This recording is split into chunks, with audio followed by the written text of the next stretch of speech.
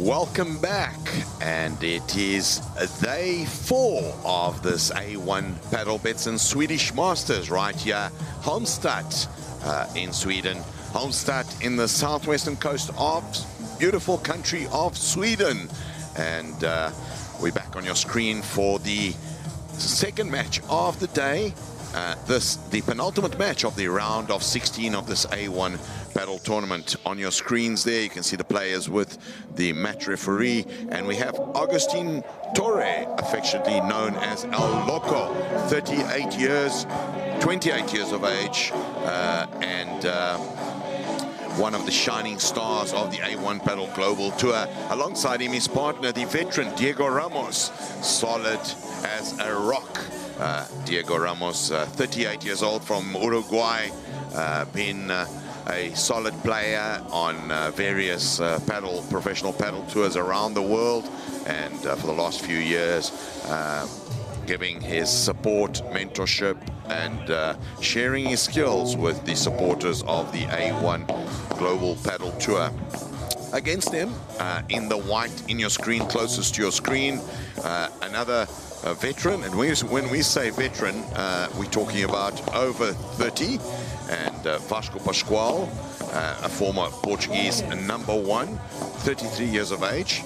And you can see there Vasco Pascoal and Pedro Perry playing Torre Ramos, and you can see them on the second block on your screen on the left-hand side, and they're looking for a place in the quarterfinals against Thomas Cheddar and Alfonso Sanchez. Impressive winners yesterday over Maldonado and Astoreca, having dropped the first set 6-2, coming back, or rather winning the first set 6-2 and then dropping the second 1-6, but emphatically finishing off at 6-3. Draw starting to look polished. Only, as I said, 2 more matches, this one and another one, to finalize this round of 16. Pedro Perry, the other player in white to the right of your screen, just 21 years old, one of the young talents on the Portuguese paddle scene, hailing from Porto in the northern part of Portugal. Porto, of course, famous for the beautiful port, the beautiful Rio Douro, and Porto wine, which everyone out there over the age of 18 has enjoyed at some stage of their lives. And Pedro Perry, part of the ever-growing paddle scene in the Mediterranean country of Portugal. Players going through warm-up routines there, and conditions here in Halmstad close to perfect. 2 distinctive factors: a slight breeze blowing in a northerly direction, and that on your screens means from the closest part of your screen where the advertising of Maptun is, towards the blue Halmstad background there, where Agustin Torres and Diego Ramos are. So slight breeze, so expect wind to be a factor, particularly in lobs. And although the court's really nice and dry now after all the rain we had on Monday and Tuesday, the humidity in the air does create a softer playing surface and slightly heavier balls, so conditions will suit ball players as opposed to power hitters. So less smashes, more lobs, longer rallies, which all augurs well for spectating of the sport of paddle. As umpire Palpo Saraba makes announcements, we'll remind you of the tour match format: best of 3 sets with tiebreakers played at 6-all, and golden points deciding the deuce scoreline.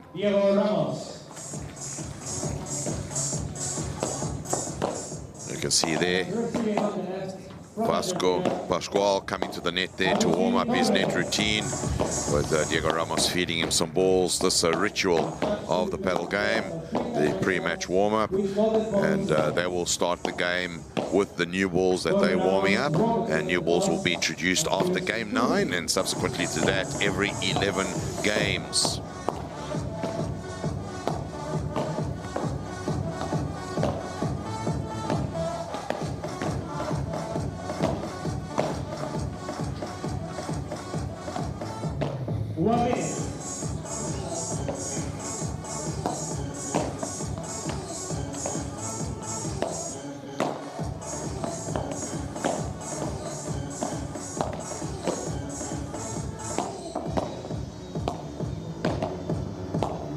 Agustin Torre and Diego Ramos in this last 16 match, compliments of a first round win over quite a competitive pairing that they took on, and Vasco Pascual and Pedro Perry having beaten also the young pairing of Inacio Archeri and Teo Gamondi in dominant fashion, winning that match 6-3 and 6-1.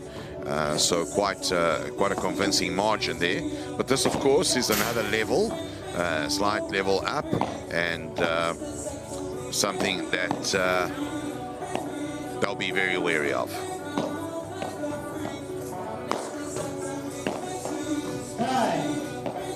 Umpire calling time on the match.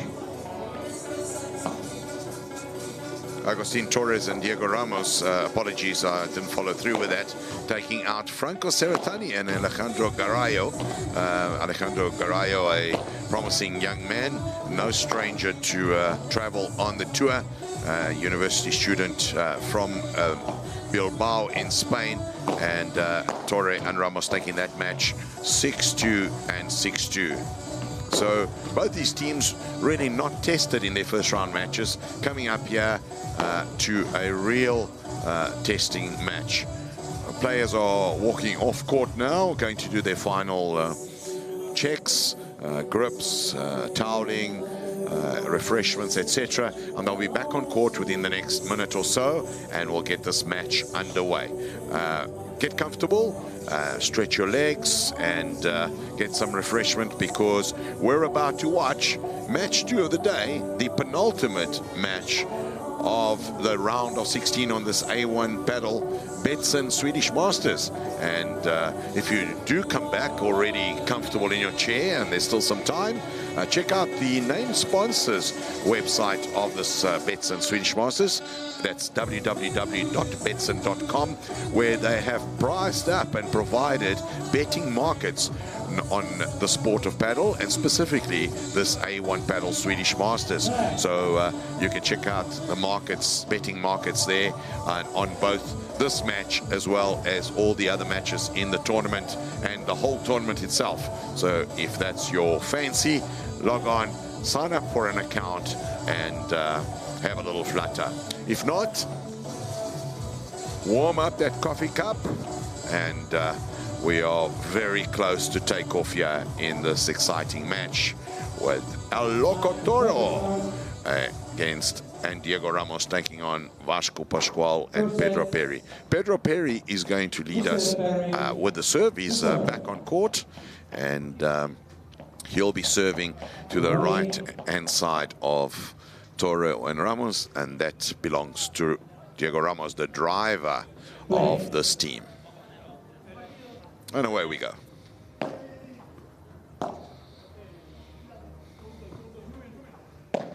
Vasco Pascual going sky high there with that lob, leaving it a little short. Diego Ramos allowing it to bounce. Goes for the corner, and first unforced error straight into the net. 15-love the scoreline.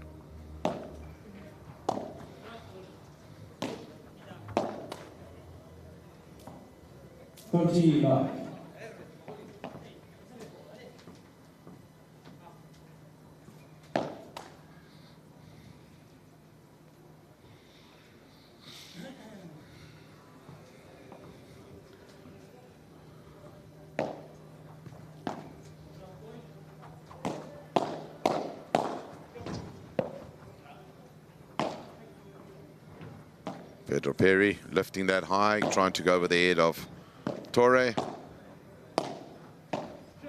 Torre with a drop shot, catching both Perry and Pascual with their feet rooted at the back of the court. 30-15 the scoreline.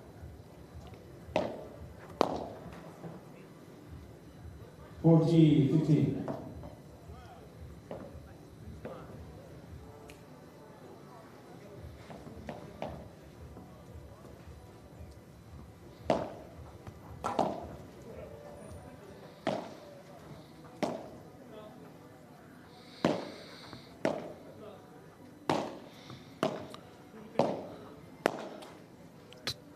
Torre into the net there, and first game to Pascual and Perry. And players will switch sides pretty quickly and not really take the break that's allowed to them for refreshment and for rest. So the match has just begun. Nobody really exerting themselves too much. Just the first game down, and Agustin Torre to serve, Pedro Perry to receive.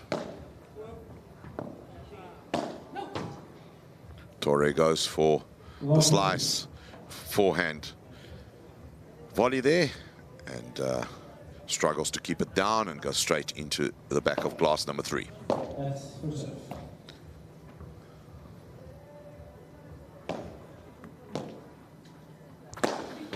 Ramos testing the power of his racket there.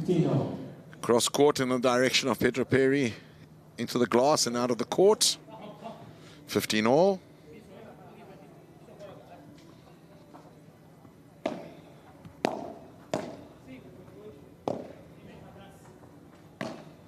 Torre down the middle.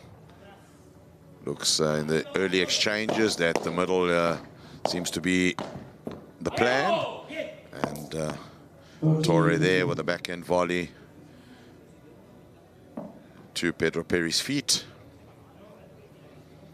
who could do nothing with that. 30-15.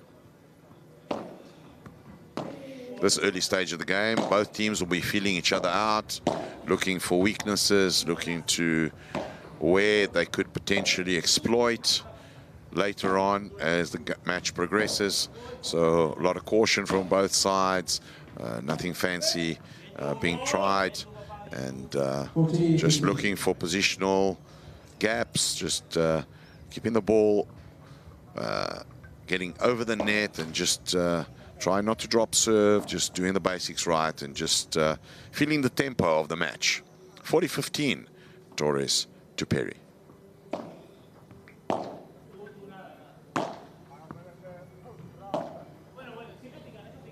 Perry high into the air, Torre lets the ball bounce. Stymie goes to the corner with that bandeja. Pascual defends well. And the bajada straight down the middle there from Agustin Torre. Clips slightly the top of the net, but no answers.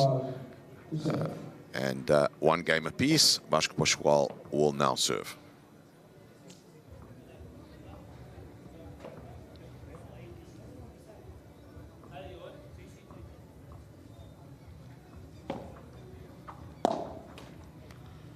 Slower serve there from Vasco Pascual down the tee, and Diego Ramos reaches out, and that slower pace doesn't allow him enough momentum to get the ball over the net, goes straight in.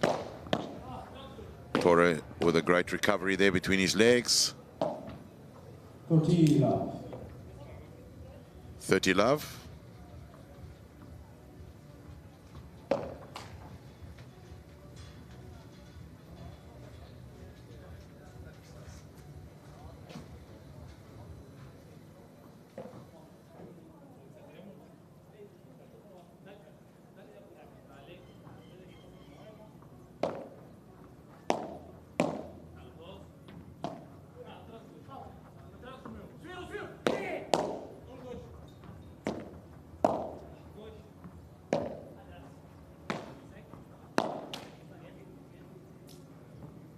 $30-15.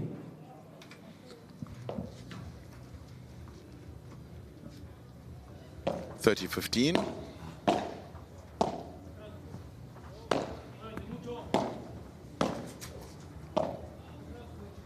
Vasco Pascual comes across, Pedro Perry ducks, and Torre takes the pace off there.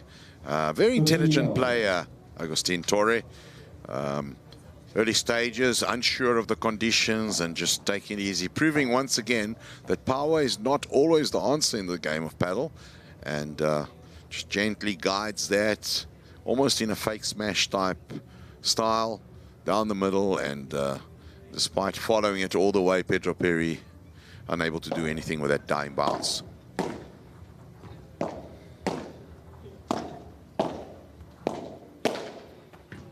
Pedro Perry goes for a little bit of the power.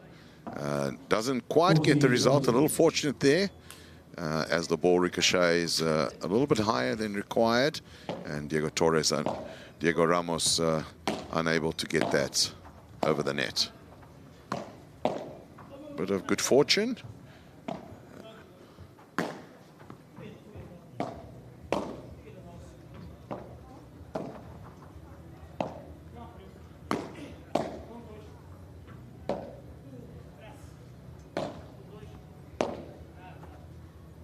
Ramos switches direction.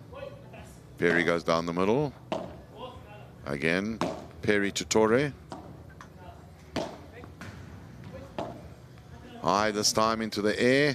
Torre goes for the fake smash, drops the pace once again. And we have our first golden point of the match. Diego Ramos will elect to serve, as he often does.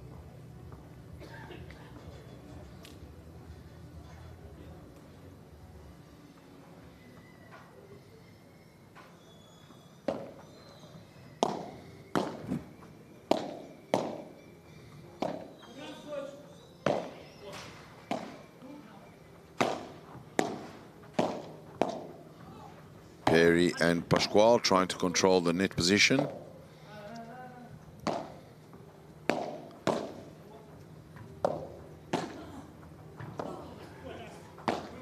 Well, good pick up there by Vasco Pascual. And this time, Agustin Torres looks high into the sky. And you can see him pointing at the sun in his eyes. And he mishits that. And hard-fought point there. And players go off court for some refreshment. No courtside coaches this time for either of these teams. And when they return, we'll have Diego Ramos serving 1-2 down in this first set.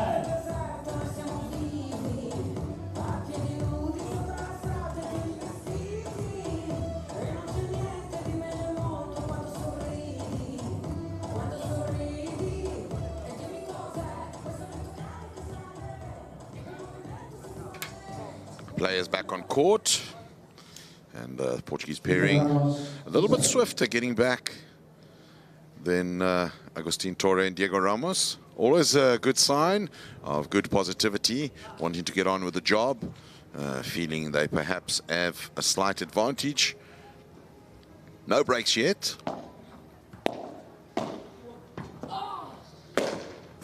This time Torre, for the very first time, adds some power to his shots. 15 love. Goes straight at the side of Pedro Perry, into the glass and out of the court.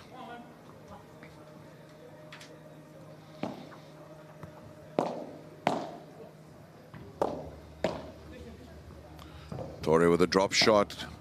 Great pick up there by Vasco Pascual. High lob there, Pedro Perry. Well judged, Diego Ramos. Who this time tries to push back. Still unable to move forward. Goes through the middle. Torre follows up. And Torre and Ramos find themselves at the net. Beautiful chiquita there from Vasco Pascual. And Toro in running, unable to get it back up. Clips the top of the net, and 15 all the scoreline.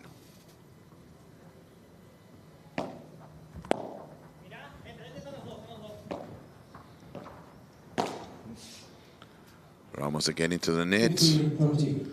Another unforced error there. 15-30.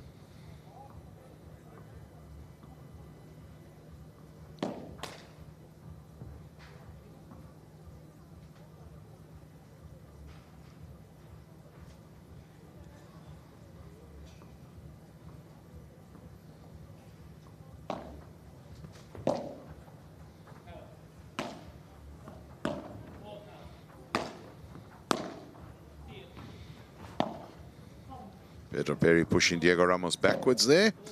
This time Vasco Pascual goes high into the air. Ramos deals effectively with the shot. Pascual sends him back once more.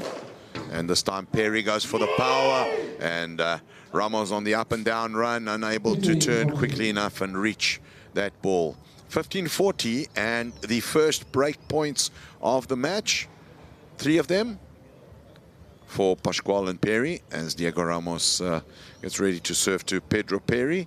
And Torre walks up to Ramos and gives him a little bit of a positive pep talk. Perhaps he spotted something on the other side. Game of Padel, constant analysis. Goes for the deep serve, a little too deep.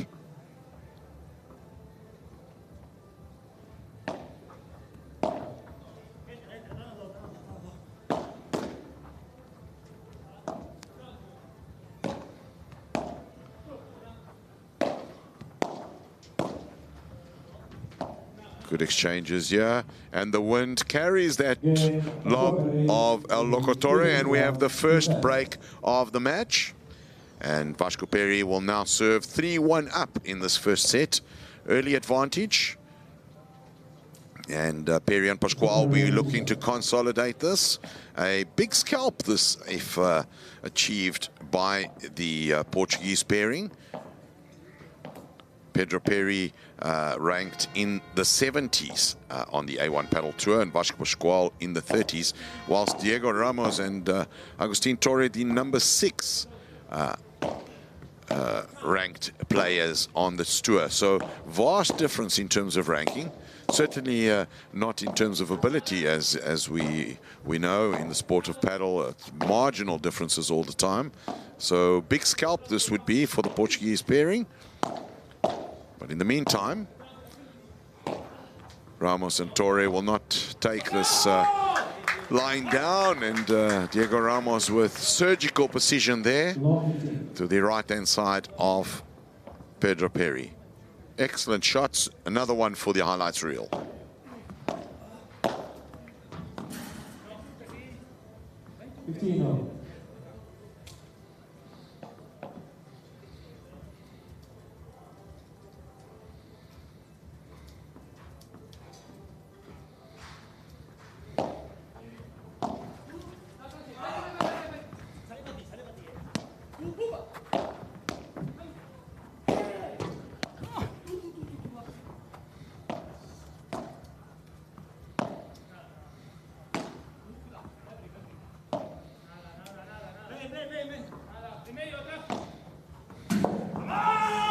Another brilliant shot by Diego Ramos.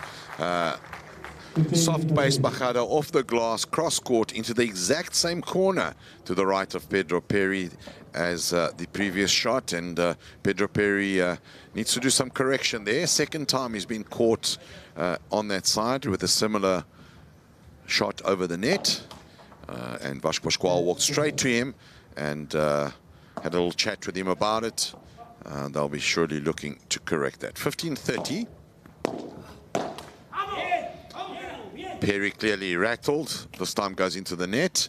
And we have 3 counter break points. So Pascual and Perry broke, and Ramos and Torre are having none of that. They're forcing the break opportunity again.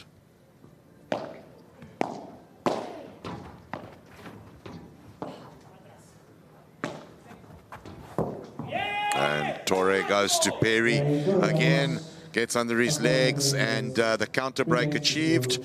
So pressure off, and Pascual and Perry will go off court thinking that they've missed a tremendous opportunity to cement an early advantage.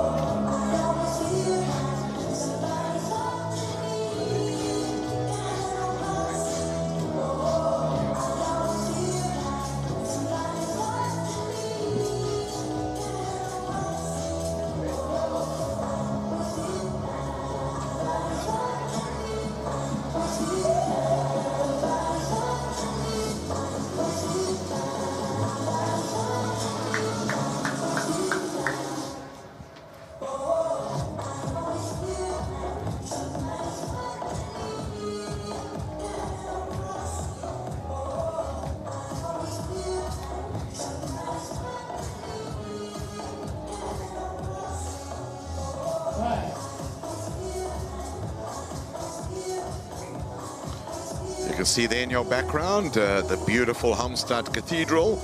In your background, beautiful Gothic design, and the clock on the top giving us a 10:50 local time.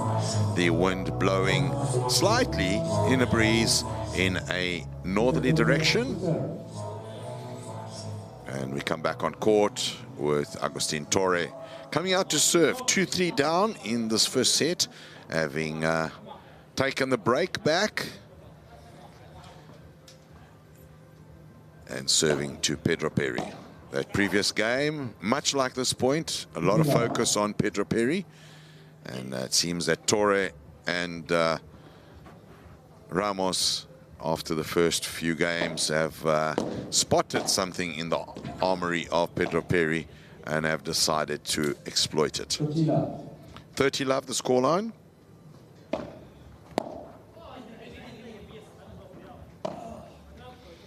Big lob there from Torre, and you can see the wind dragging that ball, and he'll be more cautious with some of those from that side. He goes again for the lob. This time Pascual with the bandeja into the corner and forcing the error. 30-15.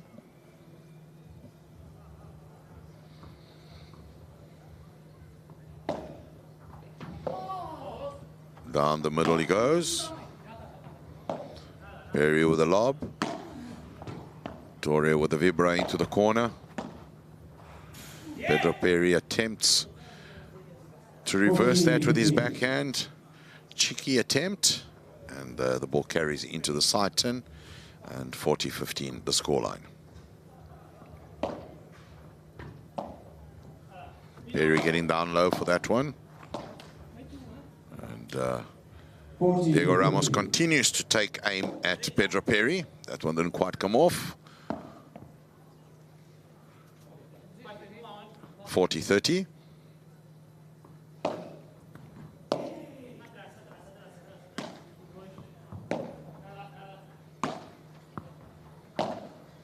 Perry high into the air. Torre waits for the bounce. Goes slowly. Controls the power. 3 in a row now towards Pascual. This time the ball to Ramos, who chooses to go down the middle. Then follows suit to Perry. Once, twice. Perry going over the head of Ramos.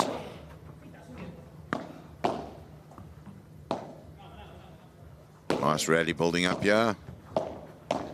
And Ramos sees the gap once again as Perry moves forward to the net and drives it past him into the low end of the right-hand side of the court. 3 games apiece, and Pascual will now serve. If you've just joined us, my name is Paulo De Carmo, commentating for you in English on this A1 Padel YouTube channel, as well as the A1PadelGlobal.com streaming tab. Later on, we will be joined by all the Star Plus broadcasting channels, ESPN Latam, ESPN America, and for the very first time, ESPN Africa through its various affiliates, and channel 219 on the DSTV bouquet. But right now, YouTube is the place to be. And beautiful shot there by Agustin Torres. High lob goes out of the court, and Agustin Torre sneaks out of the court and clips that back in.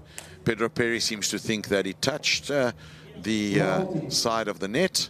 Umpire disagrees, and love 15 is a scoreline.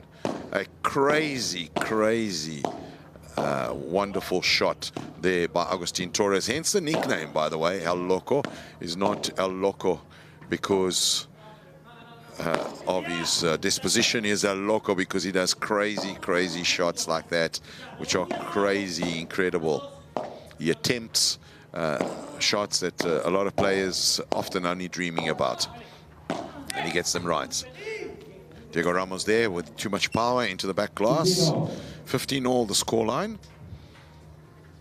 And as we were saying, hang with us here on YouTube in this broadcast. And coming up after this, another spectacular game. You're seeing right now a lot of movement in the stands, people starting to arrive, and they're arriving for the next match, where the Swedish #1 pairing, local heroes of Daniel Appelgren and Victor Stern, will be taking on the #2 seeds in this tournament, Daniel Aguirre Tolito and his partner Tito Alemande. Mouth-watering contest. Of course, the Swedish pair having gotten through their first round matches in emphatic style and really putting up an impressive show. They did, as they took out the popular pairing of Oya Zuazua and Danny Martinez, 7-5, 7-6. The last match there, a thrilling tiebreak, and deservedly, after having won the Swedish qualifier in this round of 16 of this A1 Padel Swedish Masters. And Tolito and Alemandi having destroyed their opposition in their first round match yesterday, 6-love and 6-2. Poor young Igor Enslen and Matias Gonzalez, who really tried to put up a fight, but both Tolito and Alemande in the mood, and the scoreline tells the tale of that match at 6-love and 6-2. Back on this court, and Pascual and Perry leading 40-30 at 3 games apiece in the first set. 2 breaks thus far, 1 for each side, so nullifying each other.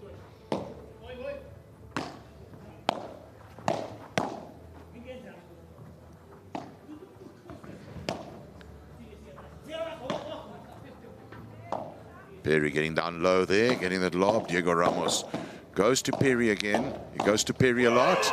And this time, Ramos not able to get through the gap that he's been looking for with Perry on his right-hand side. Goes into the net. And Pascual Perry lead 4 games to 3.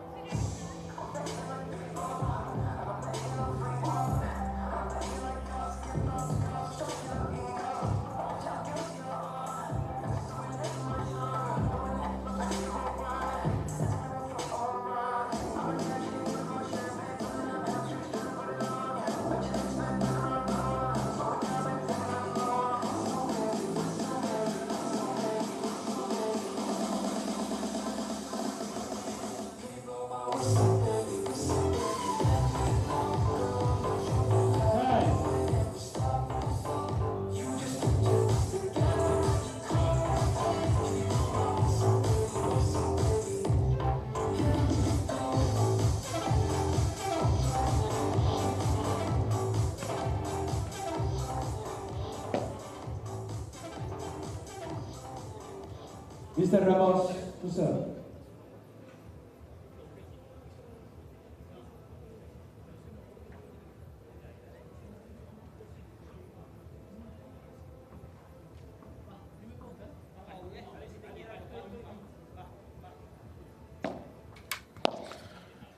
Back on court, Diego Ramos on the serve. 3-4 down in this first set, as Vasco Pascual goes for the clouds there. Once, twice. Ramos down the center. Fredo Perry got that covered. He goes exactly the same way, straight up into the air. And so does Diego Ramos. The battle of the skies ensues. This time, a little bit more power from Vasco Pascual. Doesn't quite get the kick required. And the bajada there from Ramos. Carefully watched by Perry. Returns it well. Again into the air by Pascual. And once more. Ramos watches it bounce. Goes for the bajada. Perry approaches the net. Blocks it effectively. And good exchanges in this rally. Pascual goes over the head of Torre.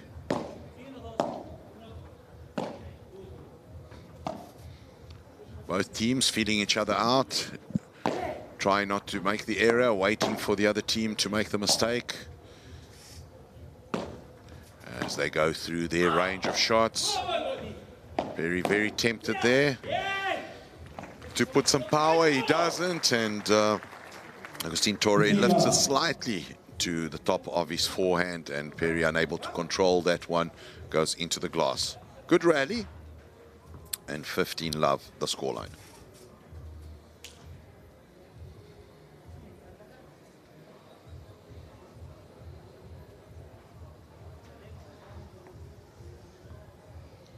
We spoke earlier about the conditions of the wind, and you can see on some of those real high lobs, you see players like Pascual, particularly in the side that he's playing in now. When he goes for the lobs, he goes for height rather than distance because of the wind carriage. And you can see when Ramos and Torre are lobbing that the ball really slows down. Players allowing the ball, particularly on the side where the two Portuguese players are playing, allowing the ball to bounce when they're really high, to allow them to measure the flight of the ball a little better. There goes a really high one. You can see there Torre allows it to bounce, doesn't want to commit, and he measures the bounce really well there. Goes down into the ground to the right-hand side of Perry, and Perry unable to get it back. This right-hand side of Perry proving a thematic problem for the Portuguese duo. And you can see Vasco Pascual again chatting to Pedro Perry and giving him a little bit of guidance on how to perhaps improve on that weakness that he's displaying at the moment. There we go again. Torre again to the right-hand side of Pedro Perry, using the double wall this time, low and hard. And 40-love the scoreline. And you can hear the bells of the Almstad Cathedral ringing out as the clock says 11 o'clock local time. Perry unable to get that serve back. Good serve there. Diego Ramos deep into the first glass. The bottom end of the first glass, not giving Pascual a lot of room at the back there to maneuver his racket and lift the ball, hence the error into the net. And 4 games apiece. Pedro Perry will be serving, and a crucial game this is for both sides to hold or potentially break. Certainly could define the set. Ramos with a high lob, ball hangs just long enough for it to stay in the field of play. And Perry goes for the power. Ramos blocks into the side fence. 15-love the scoreline.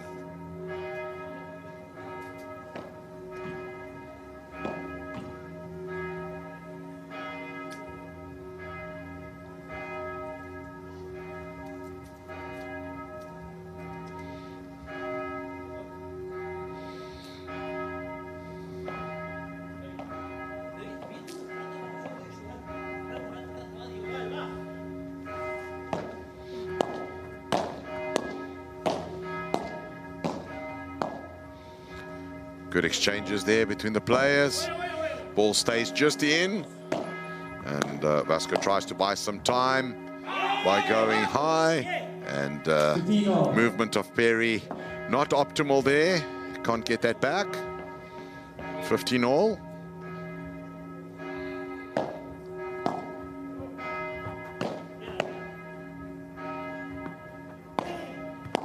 Straight down the line, Pascual.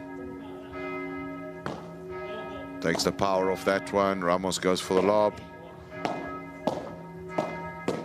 Torres tries to get around. Vasco Pascual does well to get that back. And he goes to the feet of Ramos. Fakes the shot to the right.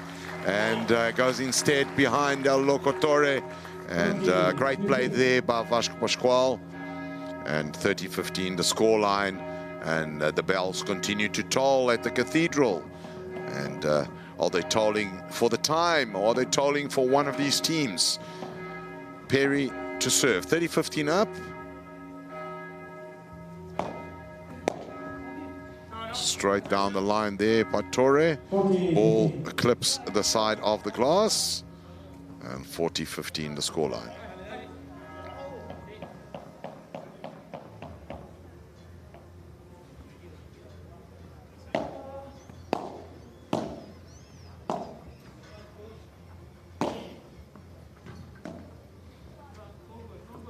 Pascual waits for that.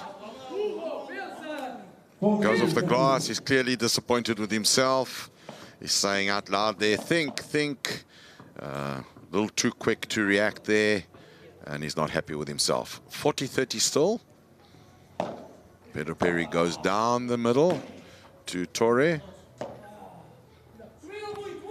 Pascual into there, really high. This time Torre doesn't let it bounce. Deals with it. And... but Pascual does let it bounce and goes deep into the corner. Diego Ramos slightly out of position, goes for the half volley and doesn't get it right. 5-4, Pascual and Perry at the break. And when we come back, we'll have Agustin Torre trying to restore parity with his serve.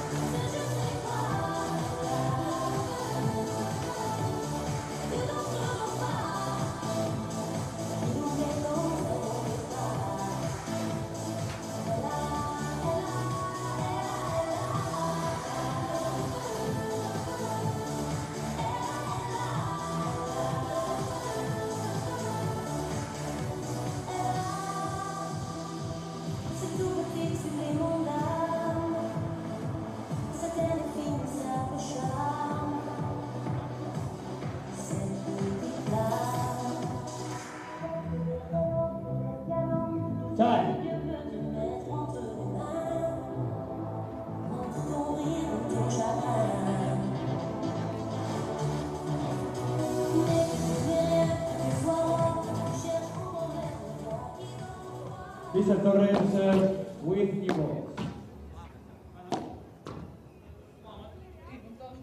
Players back, and with them they bring new balls. Umpire Paulo Soraba provides the new balls.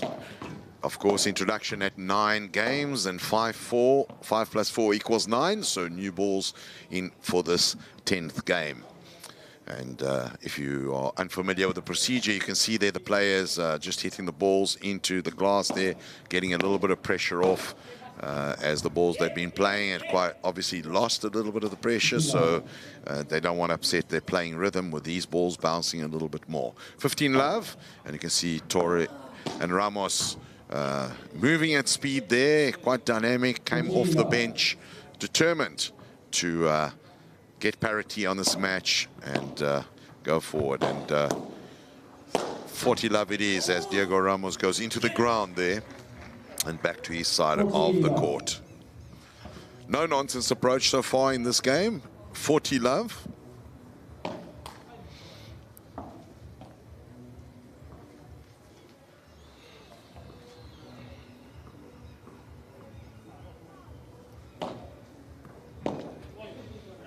Pascual in there again. Torre lets the ball bounce, goes down the middle, and Perry able to retrieve that into the corner. Torre well defended once and twice, using the side glass to his aid, catching Pedro Perry there by surprise with the second one, and Perry into the net. 5-all the scoreline, and very, very tense first set, and both the crowd and the players on edge. Certainly the crowd on the edge of their seats for this 5-5 score. Really tense match. And in expectation of the match to follow, we'll tell you a little bit more about that.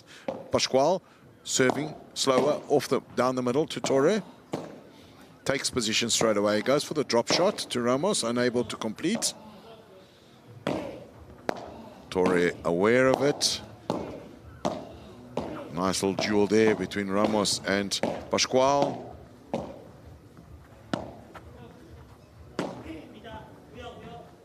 Torre lets that ball go through, comes back. Perry drops the pace, goes into the ground, leaves it short. Second bounce just before the glass, and 15 love. Great exchange there, good point. Pascual to Torre. Again, they exchange blows. Down the middle, Perry goes.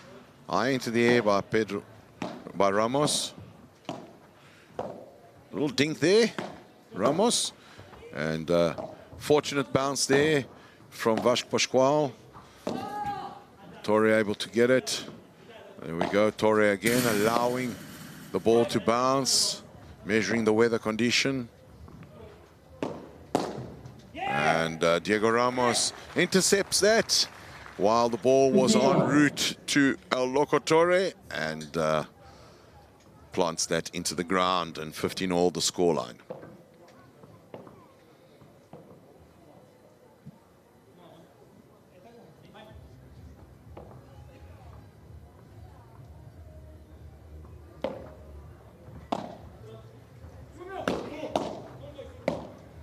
Great block there from Agustin Torre. And yet another one. This time to that famous right of Pedro Perry.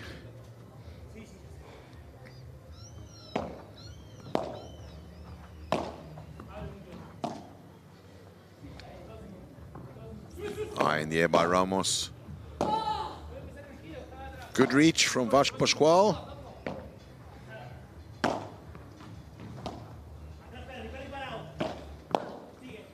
This time Torres puts a little bit of pace and slice into that. Perry able to get it back. Little dink there from Vasco Pascual. Ramos leaves it short. And must be ruining that decision. Instead of going for power, chose to go slowly to the feet of Loco Torre. He was able to retrieve that down the middle, and Pedro Perry not able to reach it. And that leads to 3 potential break points for Torre and Ramos, as Pascual picks up the spare ball and walks back to his serving tee to serve to Diego Ramos. 15-40. And Ramos there, leaving it short. Pascual again elects not to go for the power. And goes to the corner. Torre overhits that into the glass. 30-40, still 2 break points.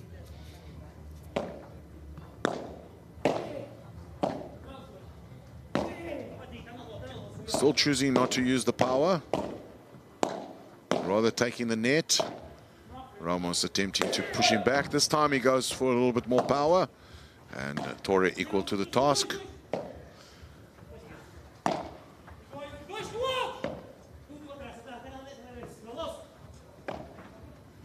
Fakes the bajada, goes instead for the corner. Torre there, and Pedro Perry acrobatically manages to get that back, and Torre attempts to save it, but hits it into the back fence, and we have a golden point. Good recovery there by Pascual and Perry.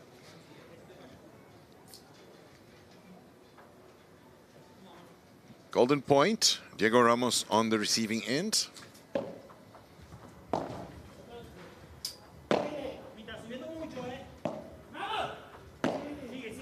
Down the middle, Pascual goes. Little Chiquita there. Torre equal to the task. And this time, Ramos goes for the slower bandeja there into the corner of Perry, and slightly loops it into the side glass. And we have, at the turn, Diego Ramos will be coming out to serve in an attempt to avoid a set loss or to force a tiebreaker in this first set. 5-6 will be the scoreline when we see the players back on center court. In the meantime, we'll remind you that you are watching the A1 Padel Betsson Swedish Masters. Betsson, the name sponsor of this tournament and world leaders in sports betting, and you can check them out on www.betsson, that's bet.com, and you'll be able to bet not only on all sports but in the sport of paddle, this tournament and this match. Crowd starting to trickle in, and of course in anticipation for the next match that pitches together Daniel Appelgren and Victor Stern, the local heroes, winners of the Swedish qualifier for this tournament, and now in the round of 16, and they'll be taking on the number 2 seeded pair in this tournament, Tolito Aguirre and Tito Alemande, who were super impressive in their first round match, winning 6-love and 6-2. Players back on court, and Diego Ramos will be very cautious with this serve time. This is a critical point of the match, and he'll be looking to take this to a tie-break. Pedro Perry and Vasco Pascual will be looking to wrap this first set up. Agustin Torre there, taking it easy, using the basic shot, straight bat into the ground, awkward bounce off the fence, easy peasy, lemon squeezy. Perry, straight racket there, couldn't get the ball over the net. 30-love. No nonsense approach here by Torre and Ramos, and Pascual walking to Perry and giving him some motivation, some tips.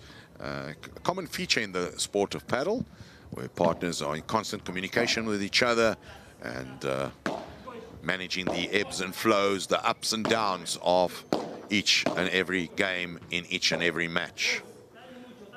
The lob there, Torre goes for the bajada into the middle, exchange at the net. Diego Ramos gets really lucky there, ball clipping the top of the net and bamboozling Pedro Perry, who was well positioned, and 40-love is the scoreline.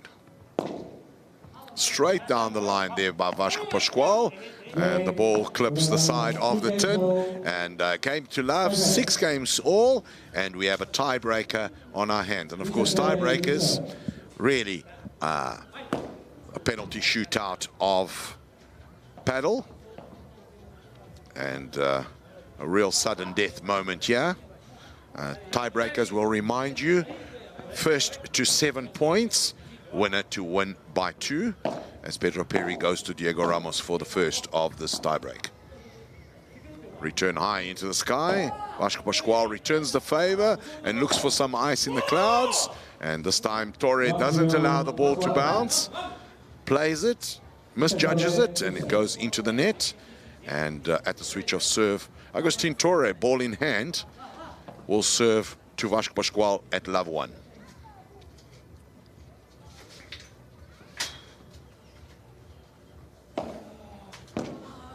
Deep into the quadrant, Pascual recovers well, defends 1, 2, now the third one, this time eye into the air to the other side of the court of Ramos, who goes to Perry.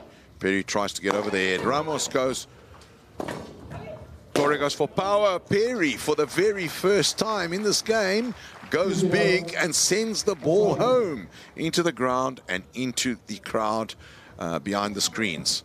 Great catch there by the lady in blue. And our excellent court marshal / ball boys quickly retrieving that from the stands.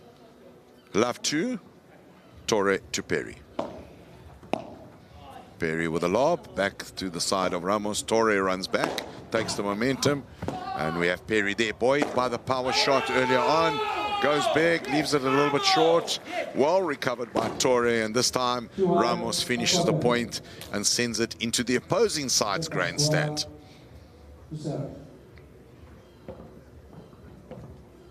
He does clip the top of the net, and celebrations premature. Disappointment there. And Vasco Pascual and Pedro Perry 3-love up in this tie break. And this time Perry fakes that power, drops his shoulder, and slowly guides the ball into 3 bounces before the glass as Torre and Ramos approach the net. Correction in score.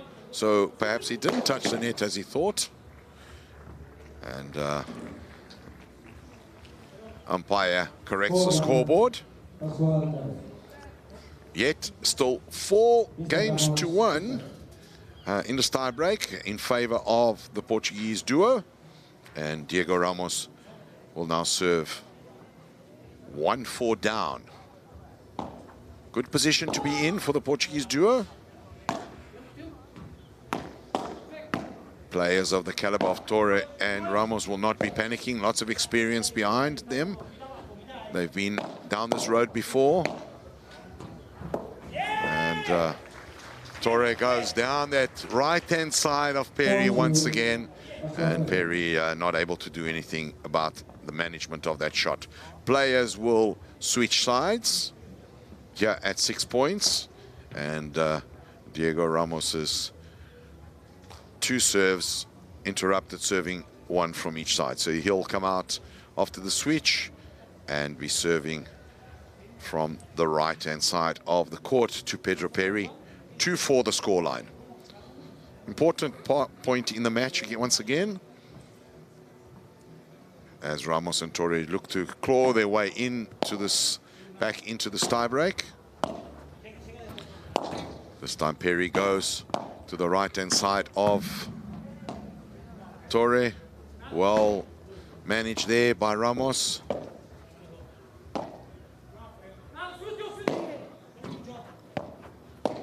Pascual with a beautiful bandeja, but Torre equal to the task, and this time Pascual couldn't receive that, puts it into the net, and Pedro Perry will now serve with still a slight advantage to the Portuguese duo.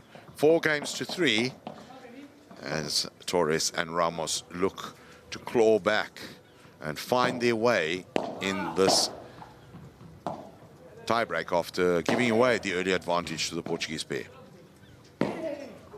Down the middle goes Vasco Pascual, who's playing a really patient game. Gets a little excited there, though, and tries to change direction and catch Torre out of position, and goes into the fence. 4 games apiece, and the edge back into the game. This time Pedro Perry telling Vasco Pascual, it's okay, we're going to get this. Let's calm down. Goes for the big kick smash this time. First time in the match that Vasco Pascual goes for power and goes for that kick smash and gets it out of the court. Textbook kick smash there. Another one for the highlights reel.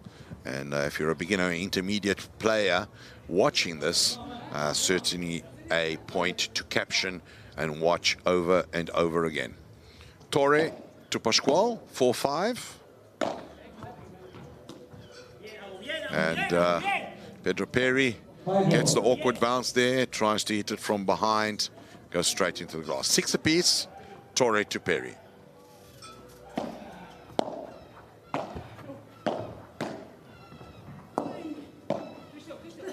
The drop shot there from Torre, well recovered there by Vasco Pascual.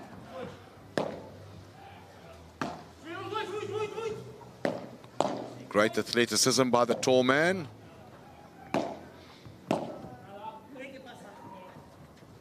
Perry with a lob over the head of Ramos, who sends it high once again. Well retrieved there by Vasco Pascual. The bajada there from Diego Ramos. This time to the left of Vasco Pascual, who can only reach and stretch, but unable to make proper contact with that. And Vasco Pascual will now serve 5-6 down in this tiebreak. And really, really tense. And you can see Torre and Ramos in deep conference there. Umpire calling them for time. And Pascual will now serve to Agustin Torre.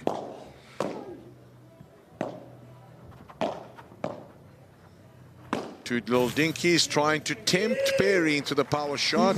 Perry will have no temptation, instead goes to the feet off the tin underneath Agustin Torre, and 6 apiece in the tie break, 6 apiece in the game count in this first set. And I think when Agustin Torre and Diego Ramos were getting up this morning, they didn't think that this match would be as tense as what it is right now. Vast gap in ranking between these two pairings. And umpire Paulo Sarabia calling foot fault there on Vasco Pascual. This has been a theme of this tournament. Umpires really clamping down on overstepping by players, as well as serving above the waistline. And Pedro Perry did not resist the temptation there, the slower ball, and he goes for power straight into the back of the glass. He will be deeply, deeply disappointed with himself there. Vasco Pascual shook his head there, but nothing they can do. And this gives Diego Ramos the opportunity to serve for this first set. 7-6 up. And first set it is. The serve down into the corner. Vasco Pascual leaves it slow and soft in the return.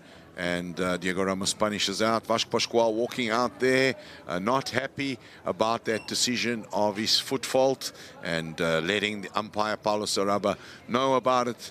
Umpire talking back to him and has given him a warning for dissent.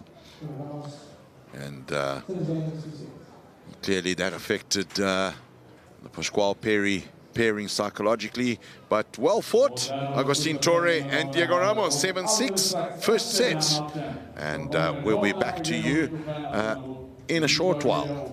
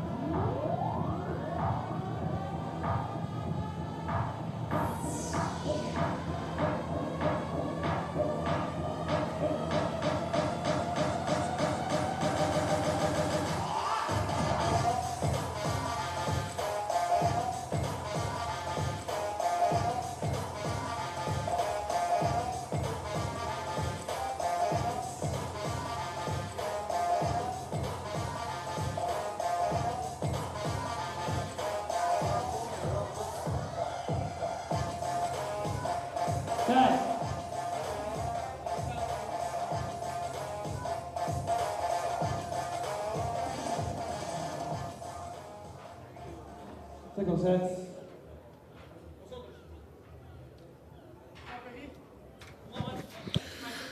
Players back on court for the second set, and the Portuguese pairing of Pascual and Perry a little disappointed with that first set ending after working so hard to be in a couple of commanding positions in that tie break.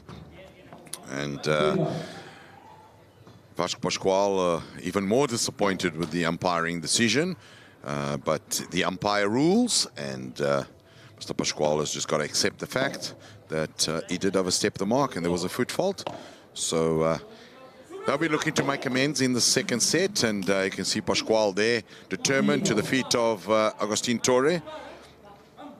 15-all the score in the second set. the favorites will, however, not be taking this down. Some taka-taka there between Perry and Torre at the net. 15-14. Torre ultimately failing.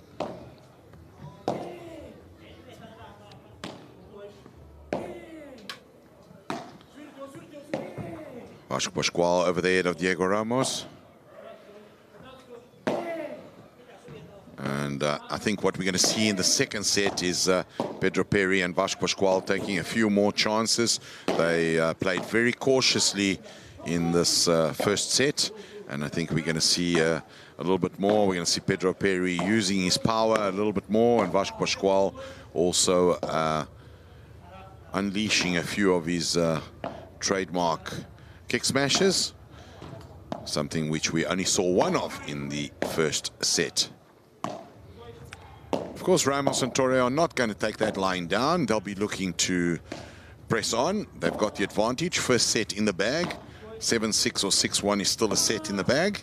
And they'll be wanting to put this out of the way, get themselves into a quarter-final match, and dispatch this opposition.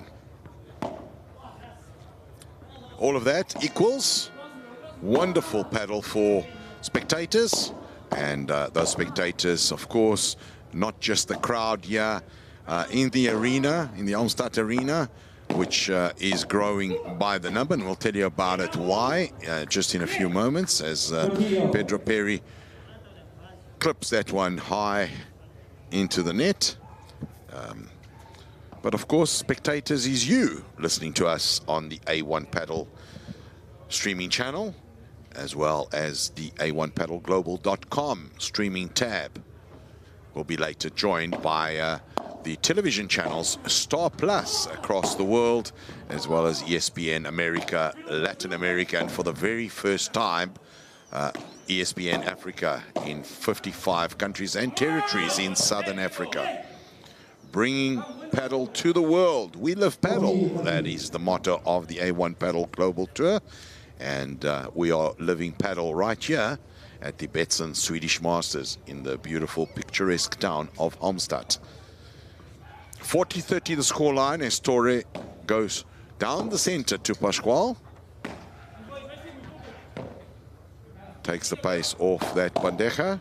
And Pedro Perry at the net, emphatic, and he's pleased with himself. He's pleased with that shot. He first bumps and immediately asks to receive the serve, wants to build on that confidence of this golden point. Torre to Perry. Perry nicks that over the net. Torre goes to Perry again, and Perry goes high. This time, Diego Ramos sneaks the ball in the gap between racket and fence of Pedro Perry. Again, the right-hand side of Pedro Perry. And still not adjusted that little weak point.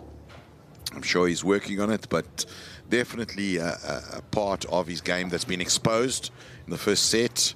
4, 5, 6 points to his right for Torre and Ramos. Ramos especially is paying a lot of attention to that right-hand side of Perry. And here we are, another one to his right-hand side.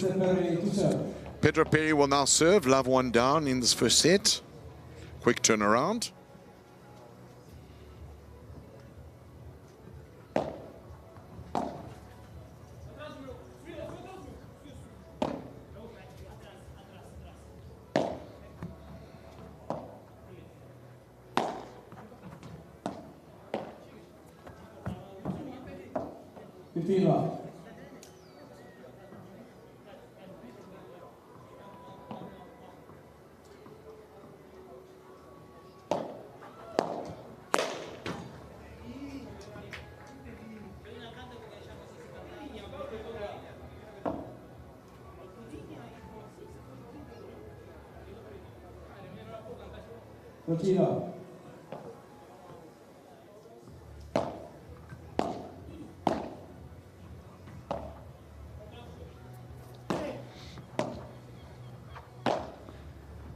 Perry hooks that one behind Diego Ramos, who can only defend it by going high. Turns out to be a fantastic lob into the corner. Torre goes again there to the right-hand side of Perry, who gets it, but gets it under pressure and can't come back for the return. 30-15.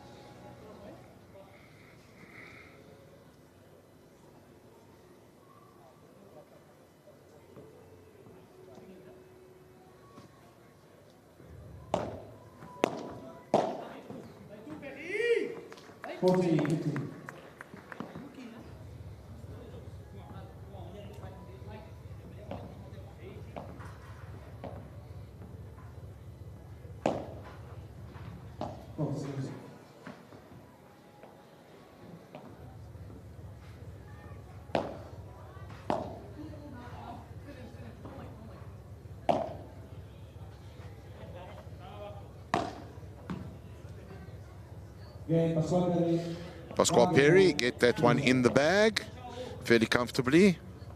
2-15, one game apiece.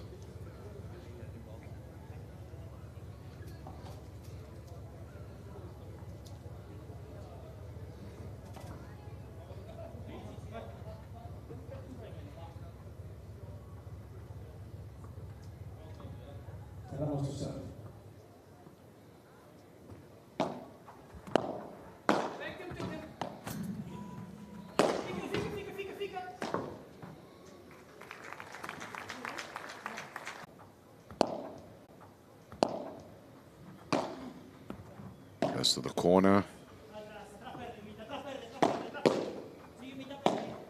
And Torre into the net.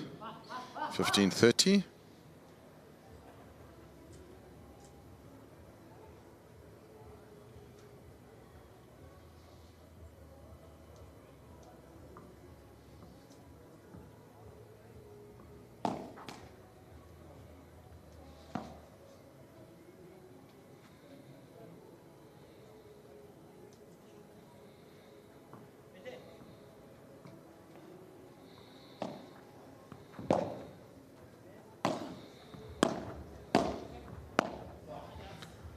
Perry tries to go over the head of Torre there. Ramos back to Perry. This time in the middle. And Ramos trying to dink it over the net to the feet of Pedro Perry there. And clips the top of the net. 15-40 and 3 early break points here for the Portuguese duo. As Diego Ramos reflects, bounces the ball, and serves deep to Pedro Perry. So deep, in fact, that it goes into the side fence, and it's a fault.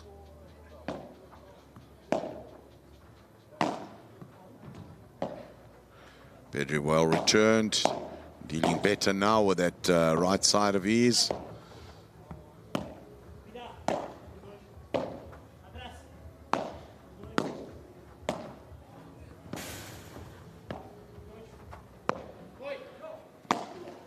This time, Torre comes across to Diego Ramos' side and increases the power on his bandeja, goes sideways, catches Pedro Perry unaware. His ball hits him on the shoulders.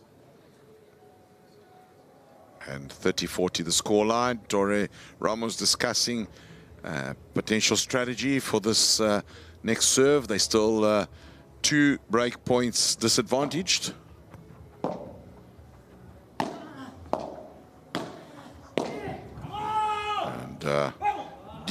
Deep there, and they're able to get that back as Vasco Pasquale attempts to use the side glass to help him get the ball back. Not enough room to swing that bat of his, and we have golden point. Vasco Pasquale will receive. Still an opportunity to break.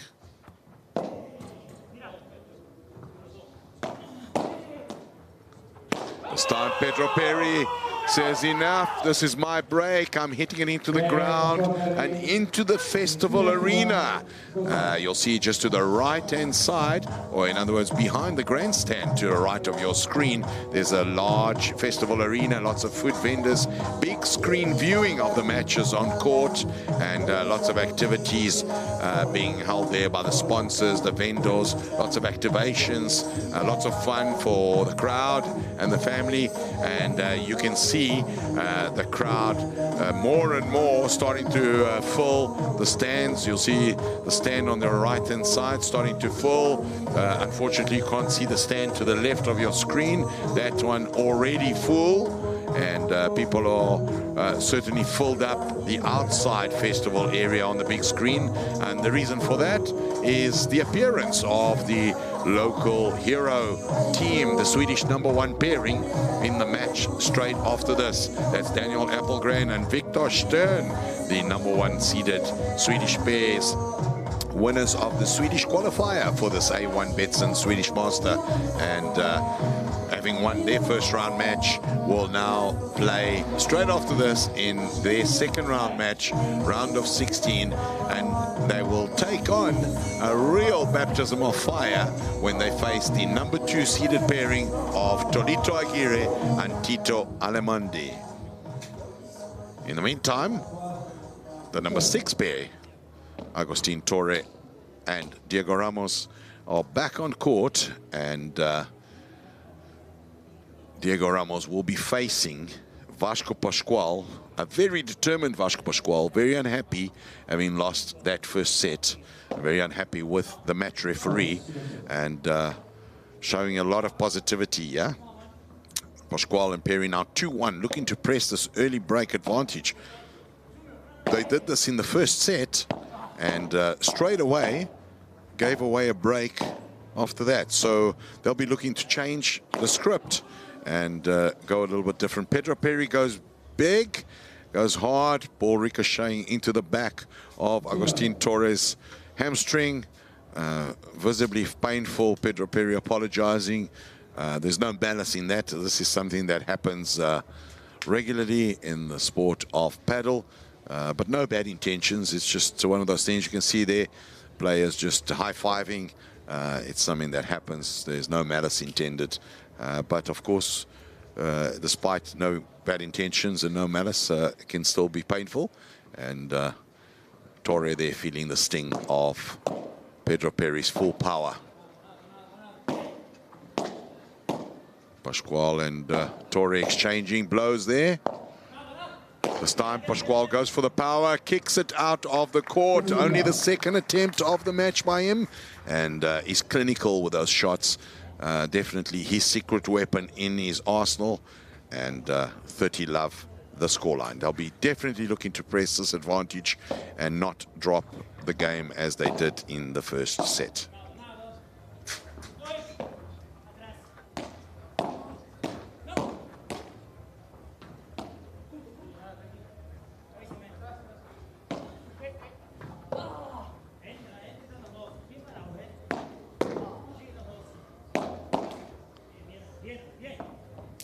$30-15. 30-15.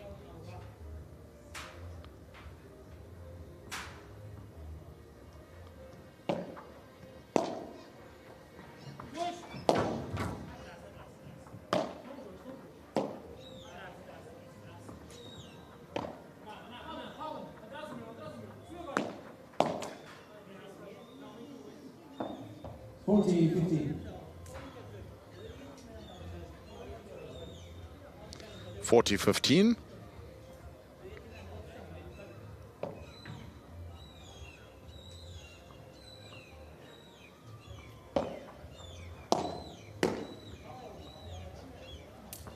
$40-30.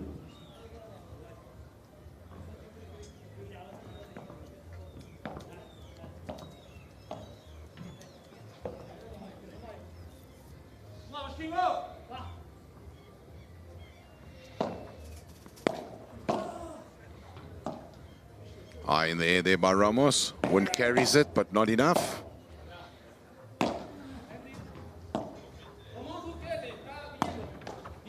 And Ramos there with the backhanded drive once again to the right of Perry. And goes right through. Perry reaches out. It clips the top edge of his racket, but emphatically unable to do anything about that. And Vasco Pascual with a golden point going to Ramos.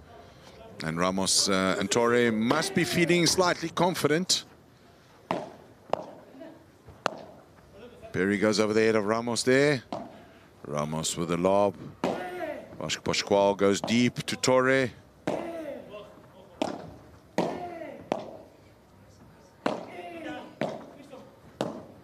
Torre making Pascual run. And this time he goes for the bandeja. Lots of spin on there. And great resilience there shown by Pascual. And you can see he's pleased with that. Big shout, big air punch.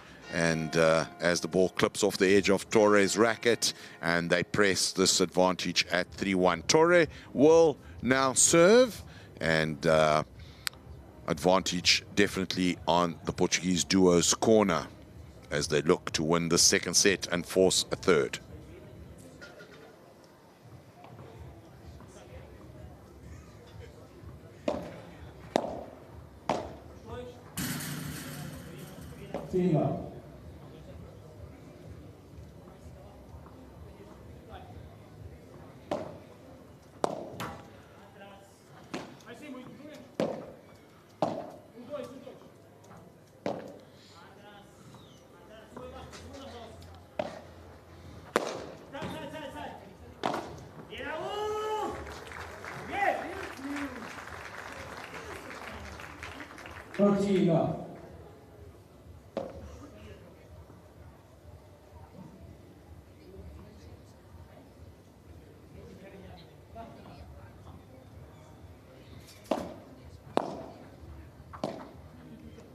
Well picked up there by Pedro Perry off that serve.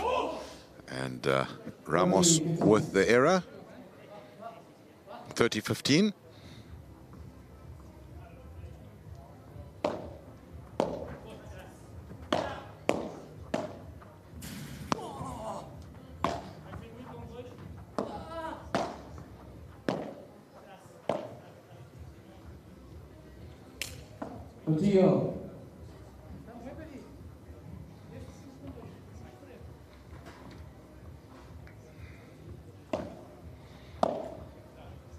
High lob there from Perry. Ramos continues to drive that right-hand side of Perry and gets the ball around him. And this time Perry spins, manages to retrieve it, but overhits straight into the back of the glass. 40-30 the scoreline.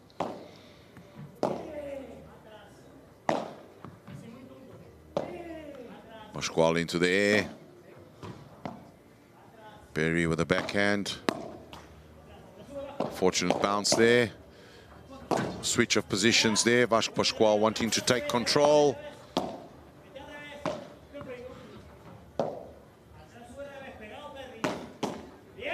And this time Torre goes to Pedro Perry, who blocks into the sky, and not good enough. 2-3 the scoreline. Still the advantage with the Portuguese team, and when they turn around, Pedro Perry will come back onto court, ball in hand, serving at 3-2 up in the second set.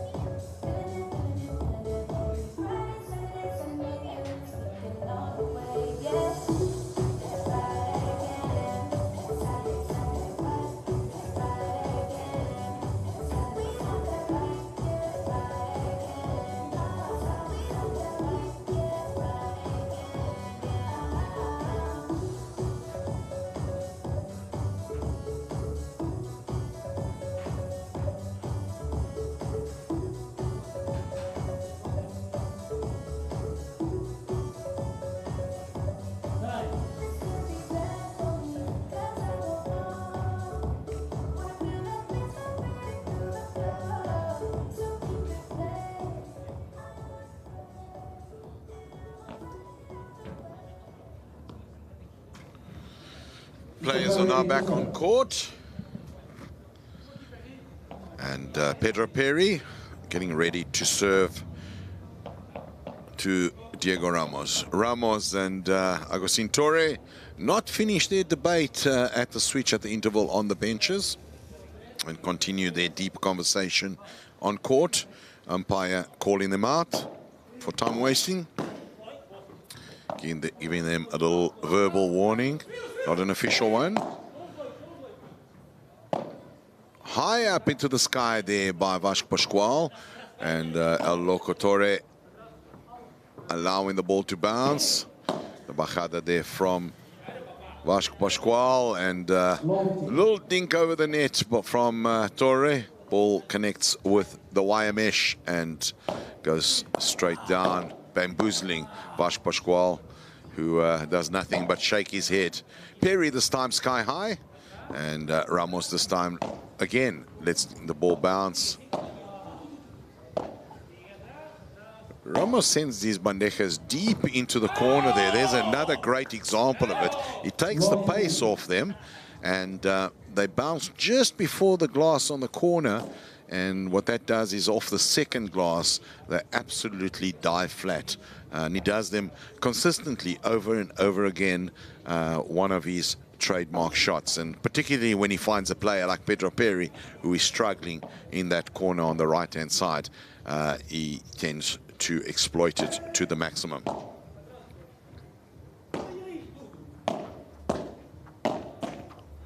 Well blocked there, Pedro Perry. And again, this time he manages to get behind the right-hand side of Diego Ramos, almost saying to him, leave my right-hand side, I also know how to go to yours. 15-30 the scoreline.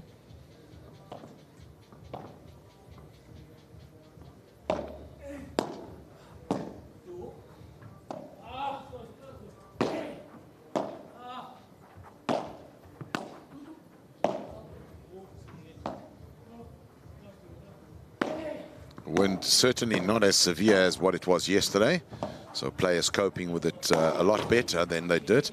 Beautiful retrieval there by Pedro Perry as he just guides the ball back, but Diego Ramos on the follow-up, just putting it into the little corner. And guess which side of Pedro Perry? The right-hand side.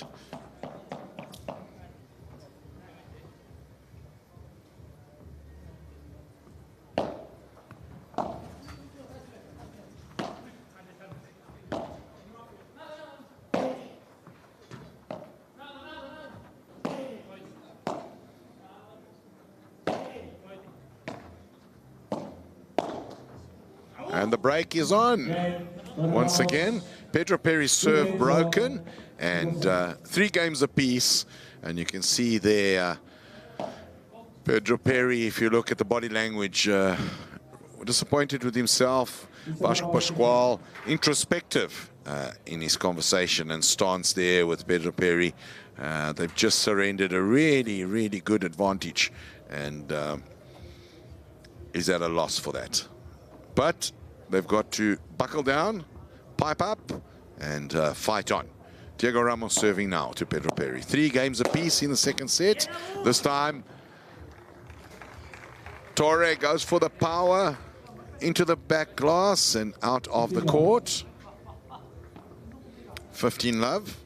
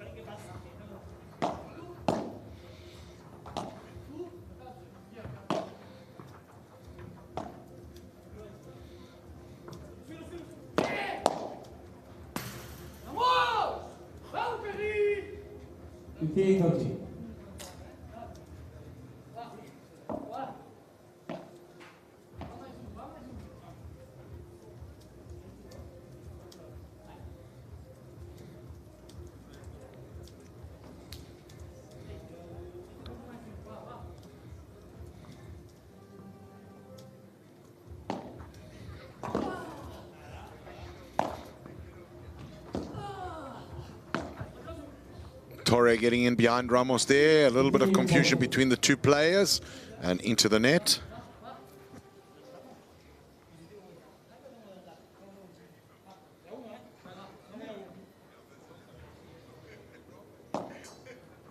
False.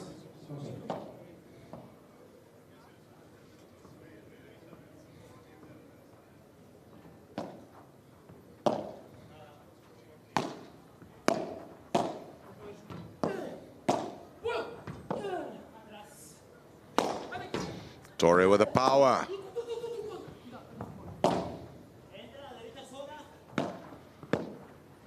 This time changes direction. And Perry goes down the line. Torre able to get that back. Perry didn't expect that return and edges it to the side of the court.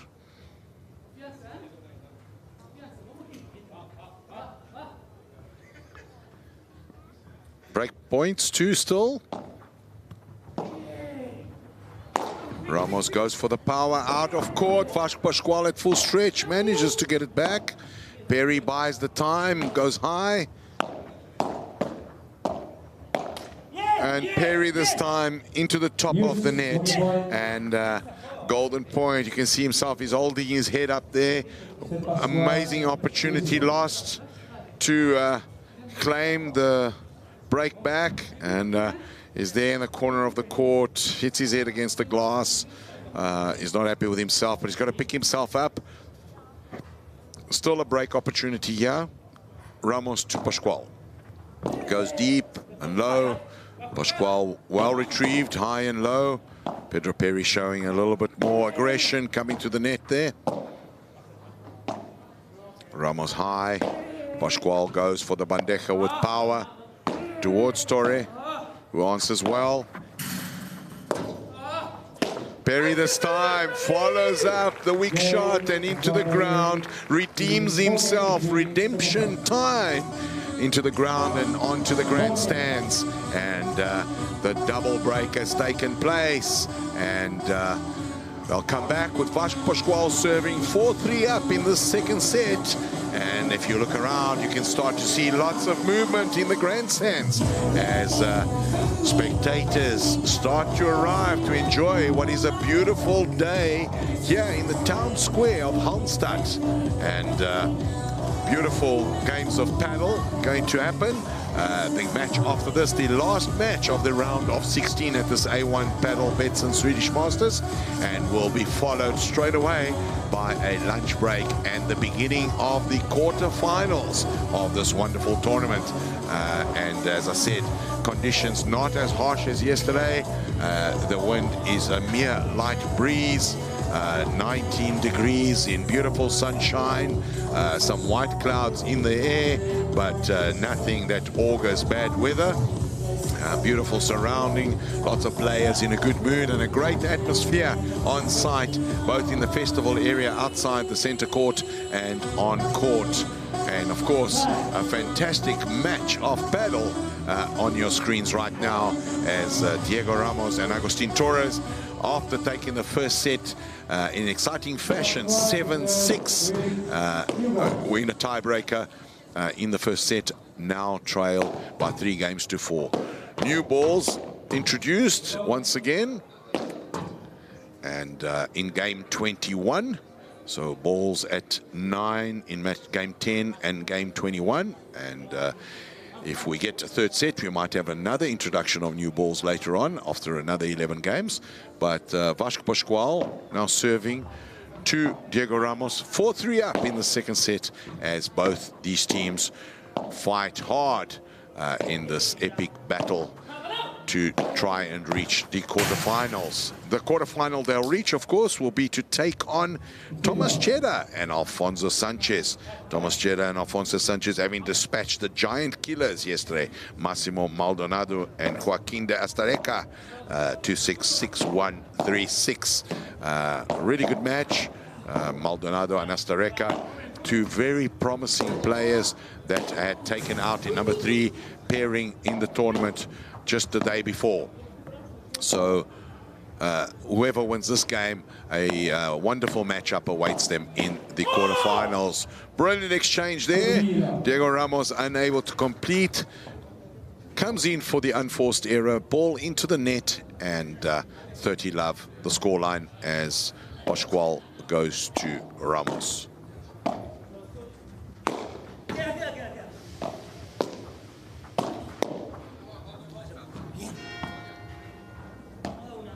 30-15.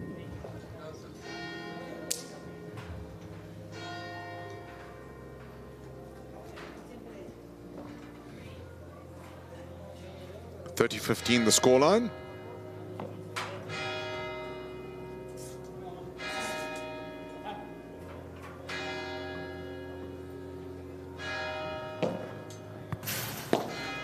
Go, sir.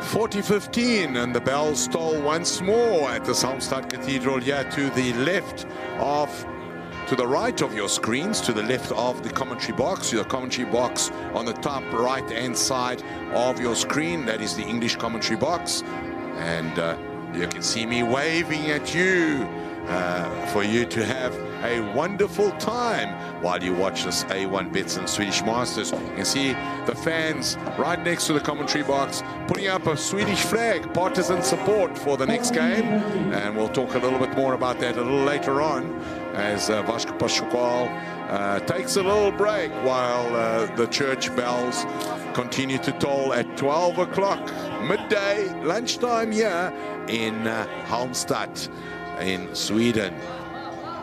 And Vasco Pascual and Pedro Perry taking a little bit of a break as the toll church bells begin to fade. They restart, and he goes for the fake smash. Ramos was able to deal with it. Torre and Ramos both go for the same ball there. A little bit of confusion. Perry goes for the big one high, back to his side of the court, and Pascual and Perry cement the advantage in the second set. Go 5 games to 3 up, and Agustin Torre, clearly disappointed with himself, walks out the court, walks back in, and will now pick up the balls to serve. Agustin Torres, very sensitive, has a very sensitive temperament. You know, he often drops his shoulders in a game, and it affects his confidence in playing quite a lot. He is well known for this lack of consistency, but of course, when he is consistent, when he is on fire, in a good mood, one of the great talents of the paddle world. And here we go, beautiful powered bandeja through the middle. Diego Ramos looks again for the right-hand side of Perry and forces him back and forces the error. 15-love the scoreline. The Portuguese pairing will not be too concerned because they're looking to focus, recalibrate, and maybe come out and serve out the set in the next game. A break is always nice and speeds up things a little bit. And here comes Ramos with the bandeja.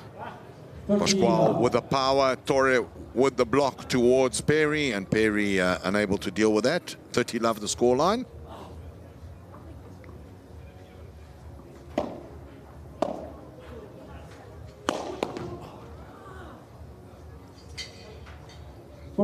Torre goes to the corner to the right again of Perry.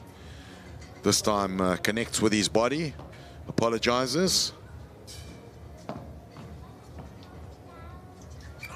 No.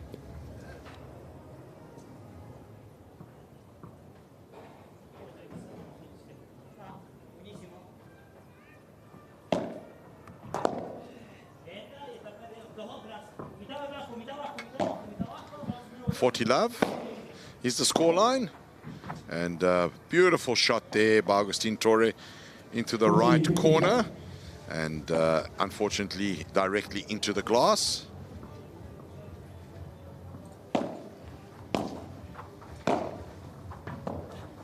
Perry and Pascual go together for that one, scoop it back in, And again, to the right-hand side of Pedro Perry, who's really struggling with that.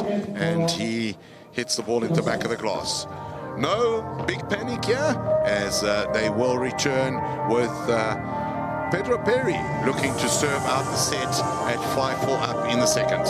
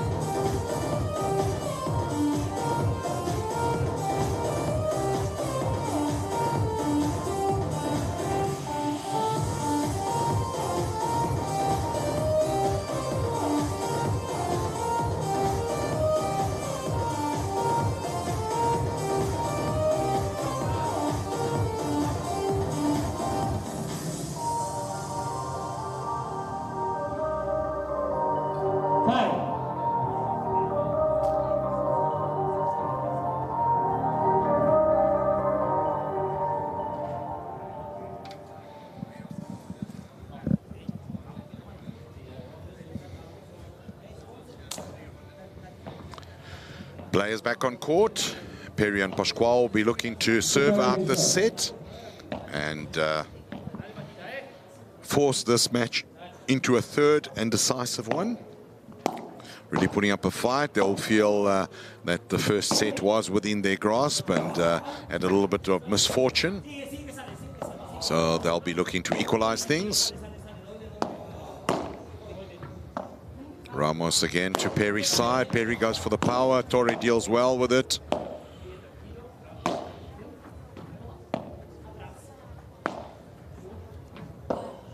Pascual comes over across to the middle to deal with that. Ramos continues to batter Perry on the right there. This time tries to change directions with the backhand and into the net. 15 love.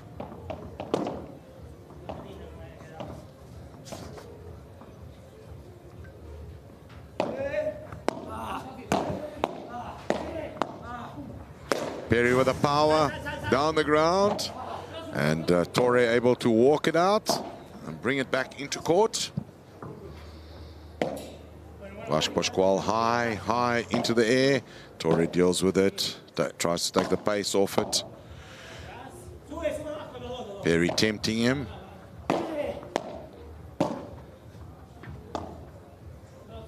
Ramos high.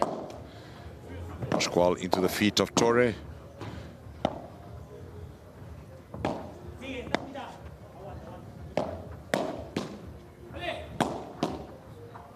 Well defended there, Pedro Perry.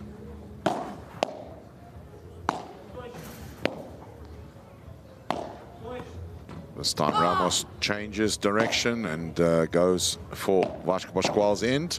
The drop shot there by Agustin Torre. Puntaco, banger point. That is insane. Certainly one for the highlights reel. You can see Pascual bending over the net there. And he's a little bit unhappy with things. 15 all the scoreline. And Vasco has got to contain his emotions. It's only 15 all. They are 5-4 up in this second set. And Pedro Perry, the young of the two, telling him that it's okay, it's going to be all right. Let's go.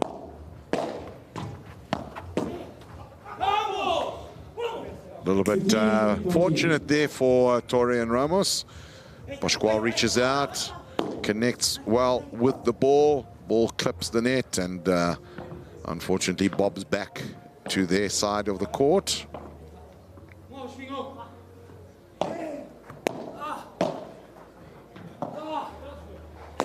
Goes for the power, gets the kick. Pascual for the third time, 3 out of 3. And well executed. He really does this shot, executes this shot in a very, very good way.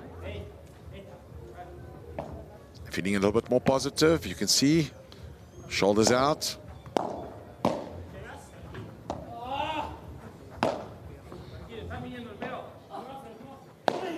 Goes for the deep bandeja there. This time takes the pace off. Diego Ramos comes all the way across to cover. Exchange of positions with Torre. Torre now on the right-hand side of the court. Goes down the middle, both at the net. And this time Torre in unfamiliar territory on the right-hand side. Sends the ball into the side glass. And 40-30 the score as Pedro Perry goes to serve for the second set. 2 set points.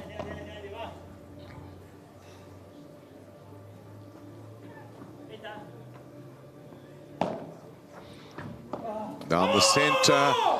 Serve coming off low, off the glass. Torre goes to it and into the net. 1 set apiece. 7-6 Torres Ramos and 4-6 Pascual Pedro Perry. Honors even, no quarter given.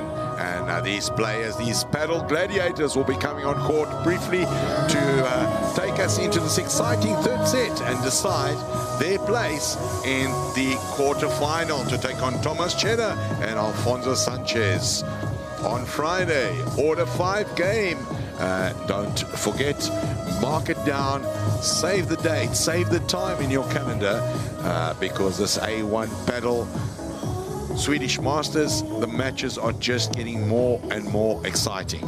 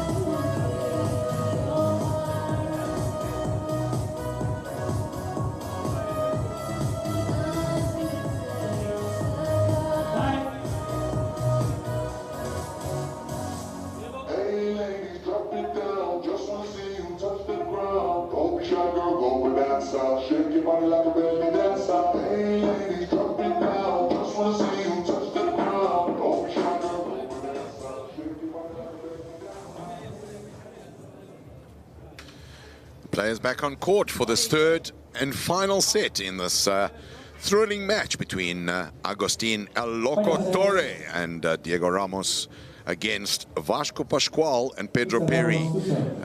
An all-international affair. Agustin Torres, Argentinian player. Diego Ramos from Uruguay. And Vasco Pascual and Pedro Perry, both from Portugal. And even then, one from Lisbon and one from Porto.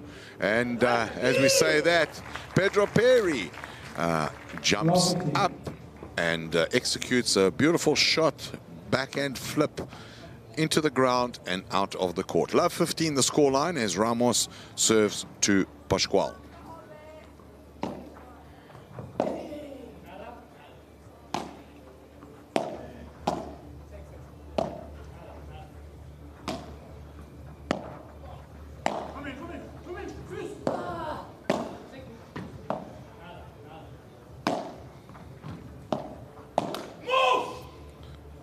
Love 30.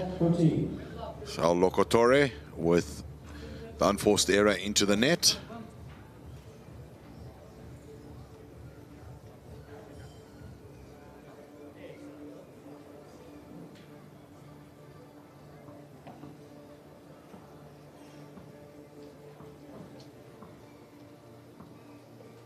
Ramos to Perry.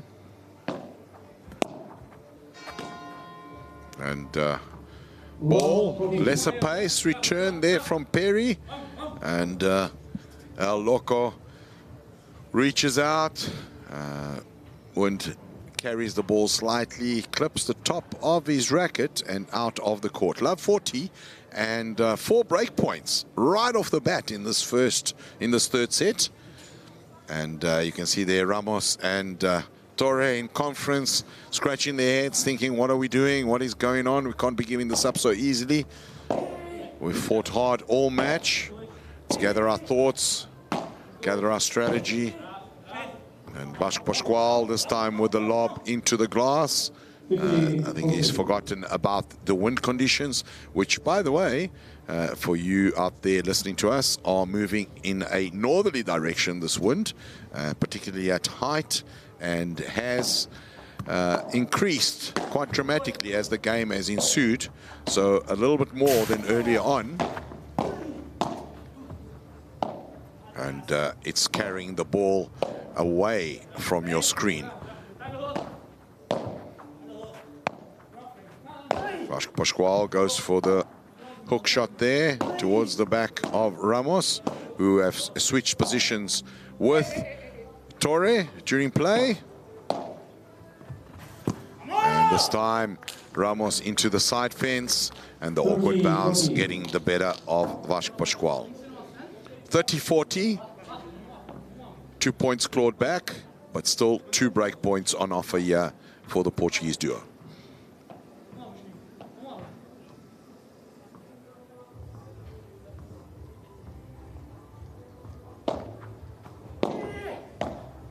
The drop shot from Torre. Pascual aware of it, gets it. Ramos goes into the tin once more.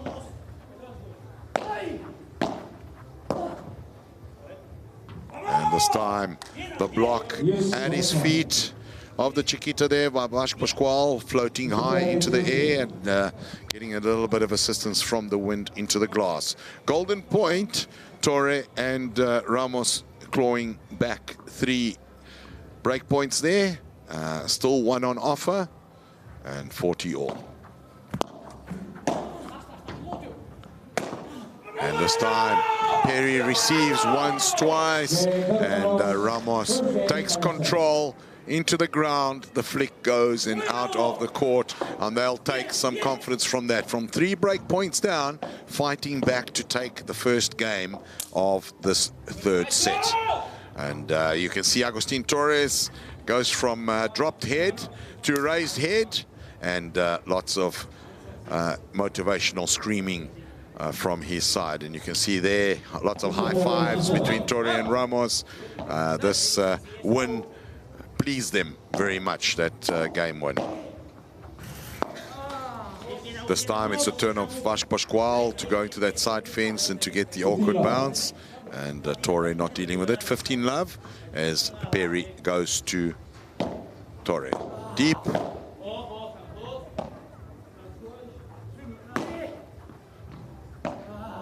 High lob there from Torre.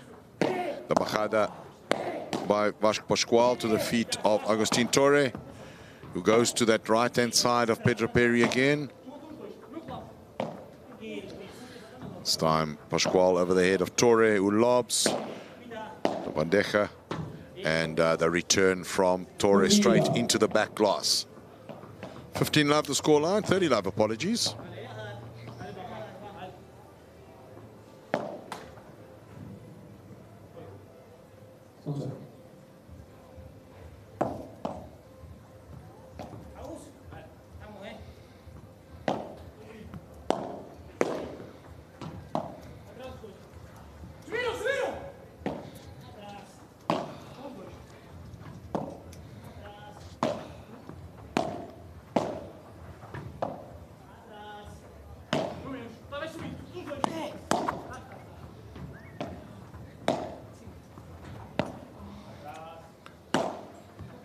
There goes Ramos to the right of Perry again. Deals with that very well this time. And again, Ramos gives up, changes direction, and Vasco Pascual sends a Chiquita to the left-hand side of El Loco, who attempts to get it back on the backhand, but off balance goes into the net. 40 love the score.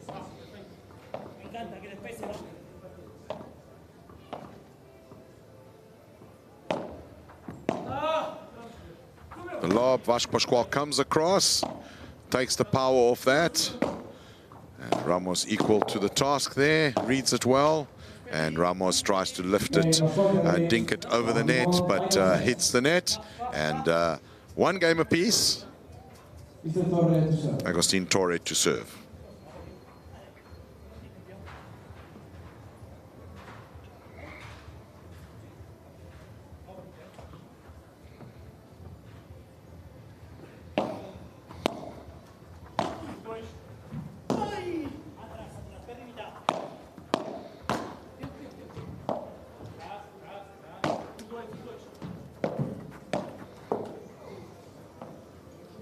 Love 15. Love 15.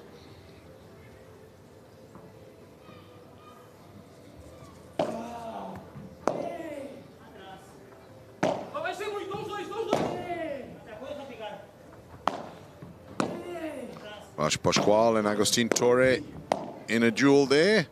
Pascual this time changes direction. Ramos goes to the right of Perry once, twice.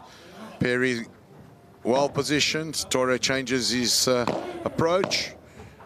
This time Perry moves forward. Vasco Pascual back to Torre. Torre off the wall.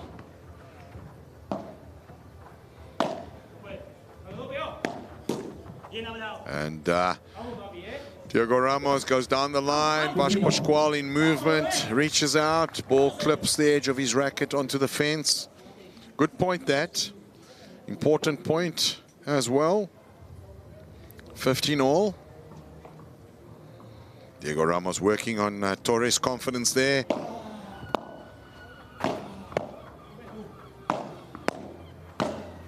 Torre once, twice, three times to Perry's right. Changes slightly to the left and gets the upper hand. 30-15.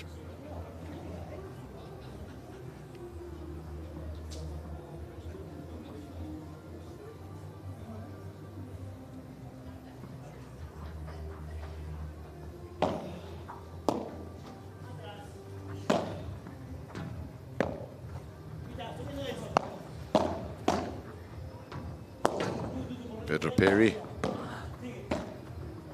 dealing with that excellently, reaching deep to get it off the glass.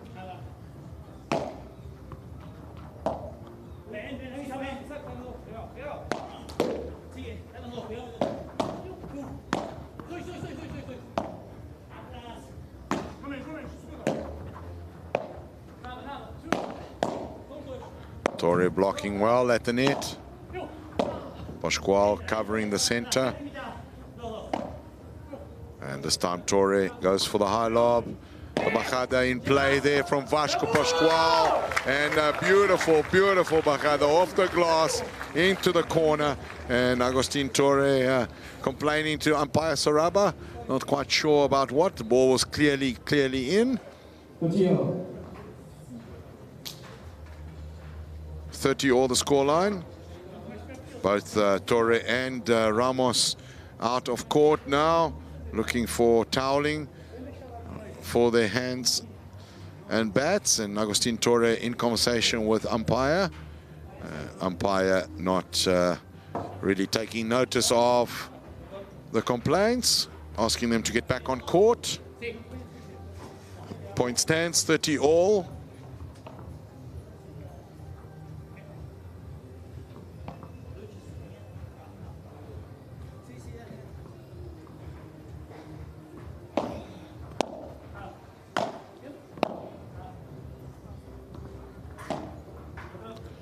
Ramos in the air. Vasco Pascual trying to dictate. Goes for the power, goes for the kick. For the very first time, doesn't manage to get it out of the court. Ball still in play, changes direction. Diego Ramos able to reach it. And Pascual again goes for the power, well received. Diego Ramos trying to get Perry his wrong side, doesn't quite get it. Good movement here by the Portuguese duo. Good communication.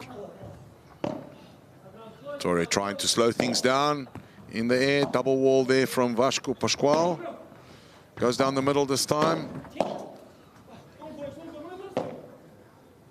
Goes high. Diego Ramos trying to get some timing and positioning of both players. Not ideal. Well defended there, Pedro Perry. This time the right-hand side was covered. Goes cross-court and low, and Diego Ramos in full flow can do nothing more than block it into the net. Great point. Certainly one for the highlights reel. And Torre now serving at 30-40. 2 break points for the Pascual Perry duo.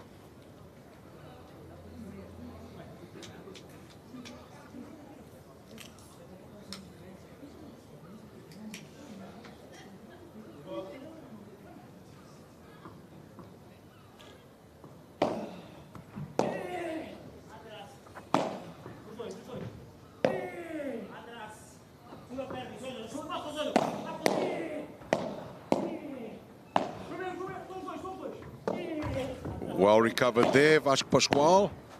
Deep in the glass. Looking to buy some time. Torre goes down the middle there. Both the Portuguese players using the glass there while looking to regain position. Perry goes over the head of Ramos once, twice. Ramos deals with it effectively. Much better positioning from Pedro Perry in this game on the right. And the lucky bounce there off the tin from Diego Ramos' shot. And Perry misjudges the second bounce there. And golden point. And Pedro Perry really upset with that bounce. Immediately puts his hand up to receive. And Torre will go to Perry, looking to hold serve and not to lose the early advantage once again in this third set. Deep serve, lots of spin, low off the glass. Pedro Perry not happy with that, doesn't think he was ready for that serve and unable to receive it. Also reminding the umpire of the serves below the waist. A little bit high motion there from Agustin Torre, but umpire says all good. Point stands, and at the break, Vasco Pascual will return, serving 1 game to 2 down in this third set. We're going to take a short break, and we'll be back to you in a few minutes when players get back on court.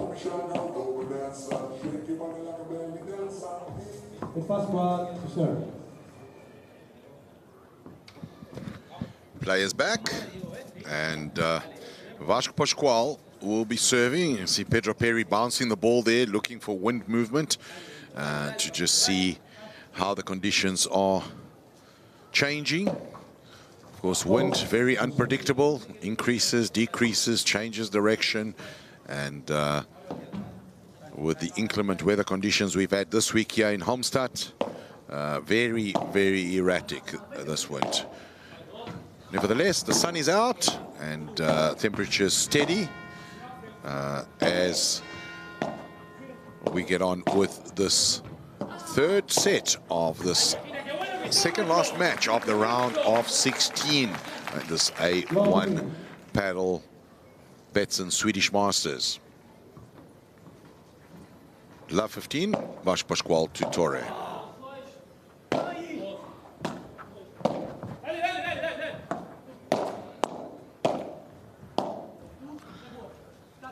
Well retrieved there, Diego Ramos.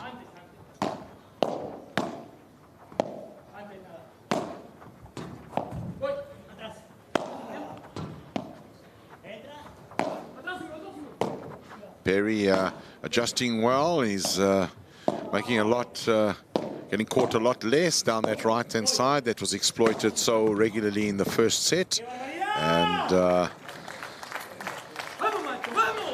not much he could do about that. Off the back glass, double walled, lots of spin, ball sitting low, and just unable to get his bat underneath that.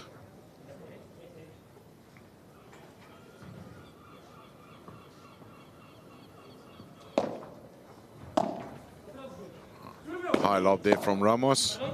This time Torre into the back glass.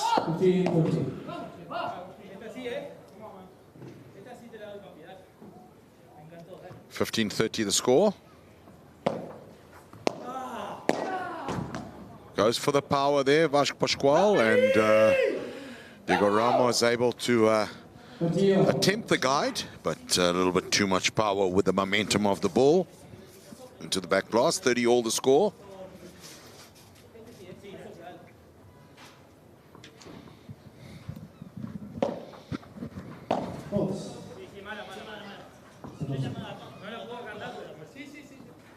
First fault. And a double fault, first double fault of the day. There have been very few of those in the entire tournament so far. And Vash Pascual will be very disappointed with that double fault. In fact, just checked 3 double faults thus far in the tournament. This is the third one after over 40 matches. Not a regular occurrence. Vash Pascual deals well with that, and you can see he's super frustrated. First a double fault, then over hit off the glass into the other side, and he approaches that, and lots of frustration, lots of emotion there from Vash Pascual, and umpire calls him out on it, tells him to calm down. This is second verbal warning, and Vash Pascual will have to watch himself that the umpire doesn't give him an official warning or suspension. The break there for Ramos and Torre, and they'll be super pleased with that outcome because they will be looking to press this advantage and clean up this third set after being under pressure in that second one and in the first 2 games of the set. Pascual regroups, goes for the kick smash, doesn't get it out. Eye in the air.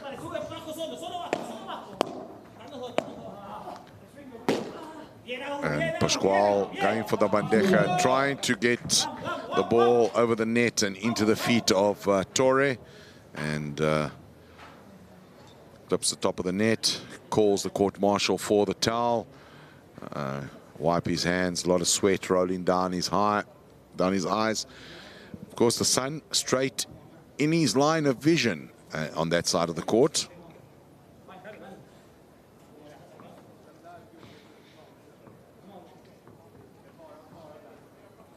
$15 love.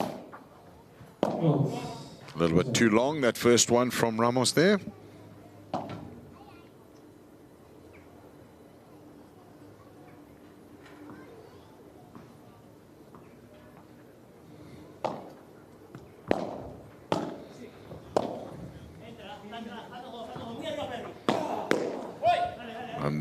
strong bajada there by Torre once, twice. And good block there from Perry. And he goes for power once again into the corner. Off the backhand, the third one. Pedro Perry reacts, slips, and falls into the ground. Court Marshal back on with his towel, this time to wipe some sand off the hands of Pedro Perry and his legs. For the uninitiated, you'll see that paddle courts are covered in, have got some sand on them for the purpose of the bounce, not for sliding as is often thought. And with the sweat, when players fall, the sand tends to stick to the sweat. 30 love the score as Ramos prepares to go to Perry. A little bit too long.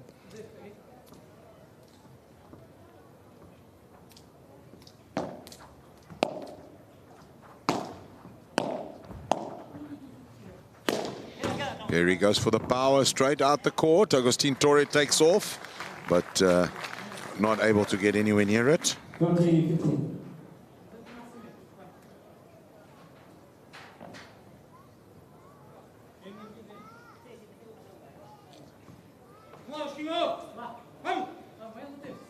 $30-15.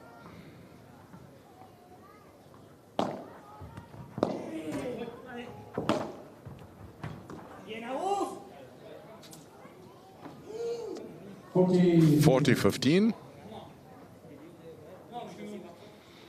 And you can see the posture of Ramos and Torre changed completely. This time it's Torre's turn to go for the kick smash. And although it doesn't get it out the court, certainly gets the point. And 4-1, commanding lead after that earlier break. And Torres and Ramos will be feeling quietly confident now that they can wrap up this third set and book their seat in the quarterfinals tomorrow against, or later on today, in fact, against Thomas Cheddar and Augusto Alfonso, apologies, Alfonso Sanchez, who got into that quarterfinal with a wonderful win yesterday against the giant killers of the tournament so far. Pascual and Perry on bench there. You can't really see them on your screen. Underneath the grandstand, on the center bottom of your screen where that Swedish flag is the players' benches. And they are in deep conversation with one another, looking for solutions. A little lapse in concentration, some frustration and bad temper from Vasco Pascual there after they dropped that game and shed the advantage to Torre and Ramos in this third set. If you've just joined us now, you are watching the second last game, the penultimate game of the round of 16 in this A1 Padel Betsson Swedish Masters. And you are watching us either on your YouTube link to A1 Padel or on the a1padelglobal.com website on the streaming link, the English commentary. I'm Paulo de Cama, and we will be joined this afternoon in the quarterfinal broadcast by ESPN Africa, broadcasting paddle for the very first time to 55 countries and territories in sub-Saharan Africa. So if you're watching and you've got friends and acquaintances in the continent of Africa, specifically in sub-Saharan Africa, let them know. ESPN Africa, the broadcaster of choice in the area. 15 love.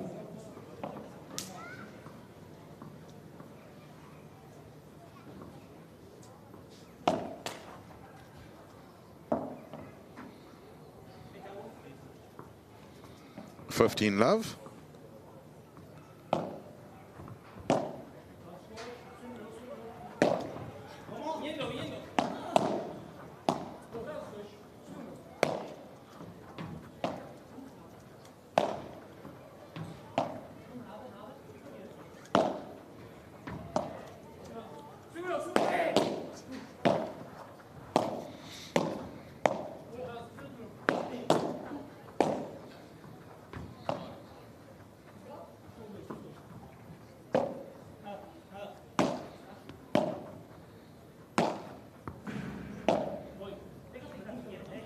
High in the air there by Perry. Wind holding the ball back. And Torres says, thank you very much. I'll let that bounce and put it away down the middle. Hard and low off the glass. Agustin Torres displaying patience and restraint as he controls his impulses to hit that on the full. Grandstands filling up, Swedish flags arriving, and as the partisan support starts to fill up the arena, we know, we've just seen at the break, that the outside festival area is absolutely replete of people watching on the big screen as the Swedish pairing of Daniel Appelgren and Victor Stern are warming up in the warm-up area. They'll be coming on for the next match straight after this one. The local Swedish heroes, the #1 rated pairing in Sweden, winners of the Swedish qualifier for this A1 Padel Swedish Masters, and they put up a great performance in their first round match, and they'll be back on court this time facing a baptism of fire, literally, as they face the #2 ranked players on the A1 Padel Tour and the #2 seeds for this specific tournament, and that is none other than Leonel Tolito Aguirre and Adrian Tito Alemandi, and they will they won their first round match in dominating style, winning 6-love and 6-2, and this will be a last 16 match to savor. Home crowd advantage for the Swedish pair, though, and a lot of it, and you'll see, you'll be able to watch on your screens right here while I keep you company. In the meantime, Torre and Ramos continue with this advantage. The Portuguese pairing pull the game back there, and they are 4-2 up, and this is a very crucial game in the match. Torre serving, and he goes for the first mistake as the church bells toll once more. Not quite sure why this time, as the local time is 12:45. But bells ringing right around the center of Halmstad.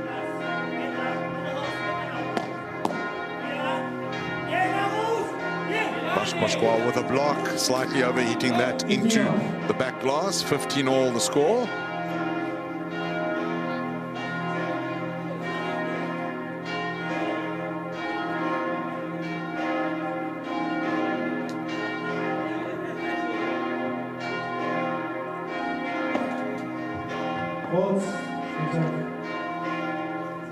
Fault again.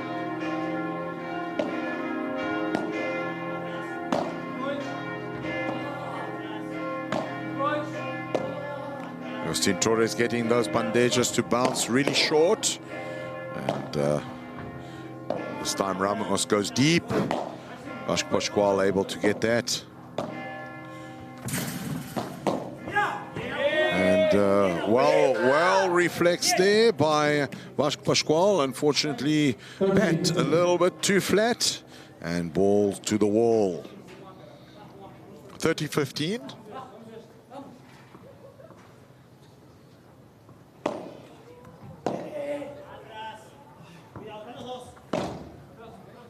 Agustin Torres leaves that.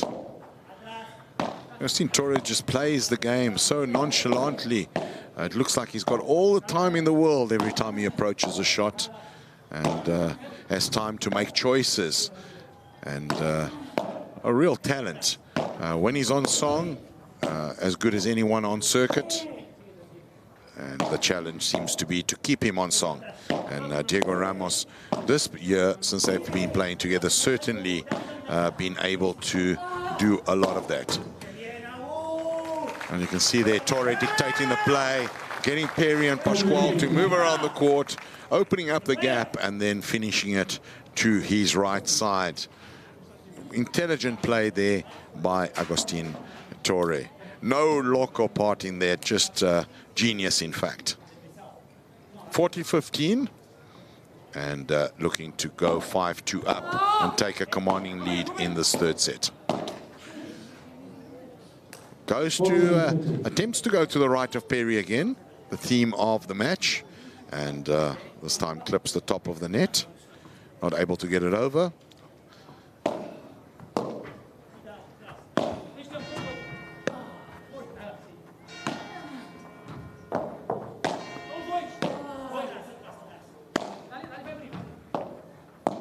Well picked up there by Pedro Perry.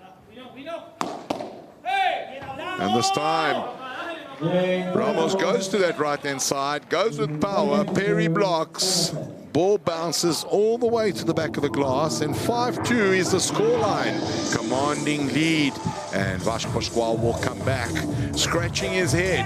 2-5 down in this third undecisive set, and Torre and Ramos will surely be thinking we can afford to lose the next one and then serve out the set and book our spot in the quarterfinal. As the players take refreshment, the Portuguese duo scratching their heads, looking into their virtual whiteboard for strategic solutions to the problem at hand.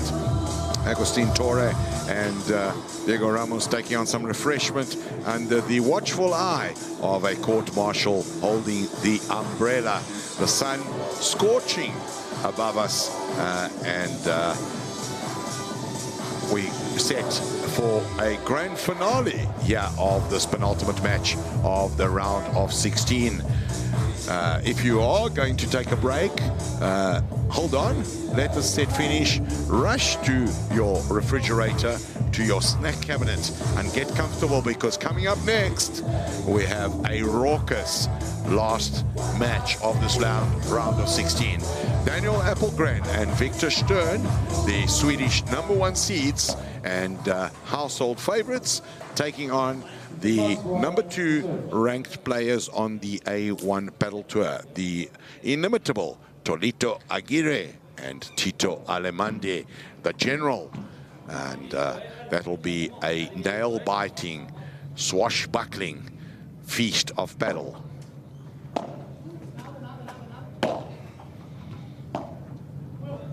Vasco Pascual going to Torres.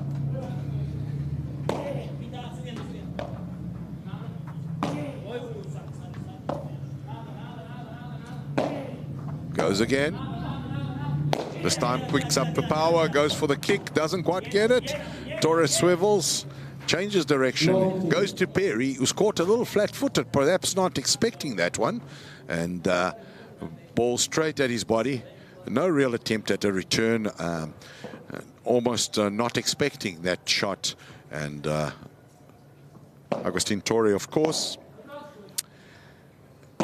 you can always expect the unexpected from El Loco. High ball there from Ramos.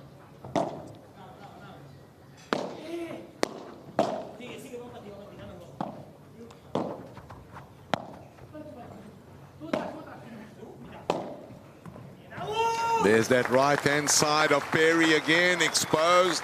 And Agustin Torre taking full advantage of that. Straight, powerful, direct, and no answers there from Perry.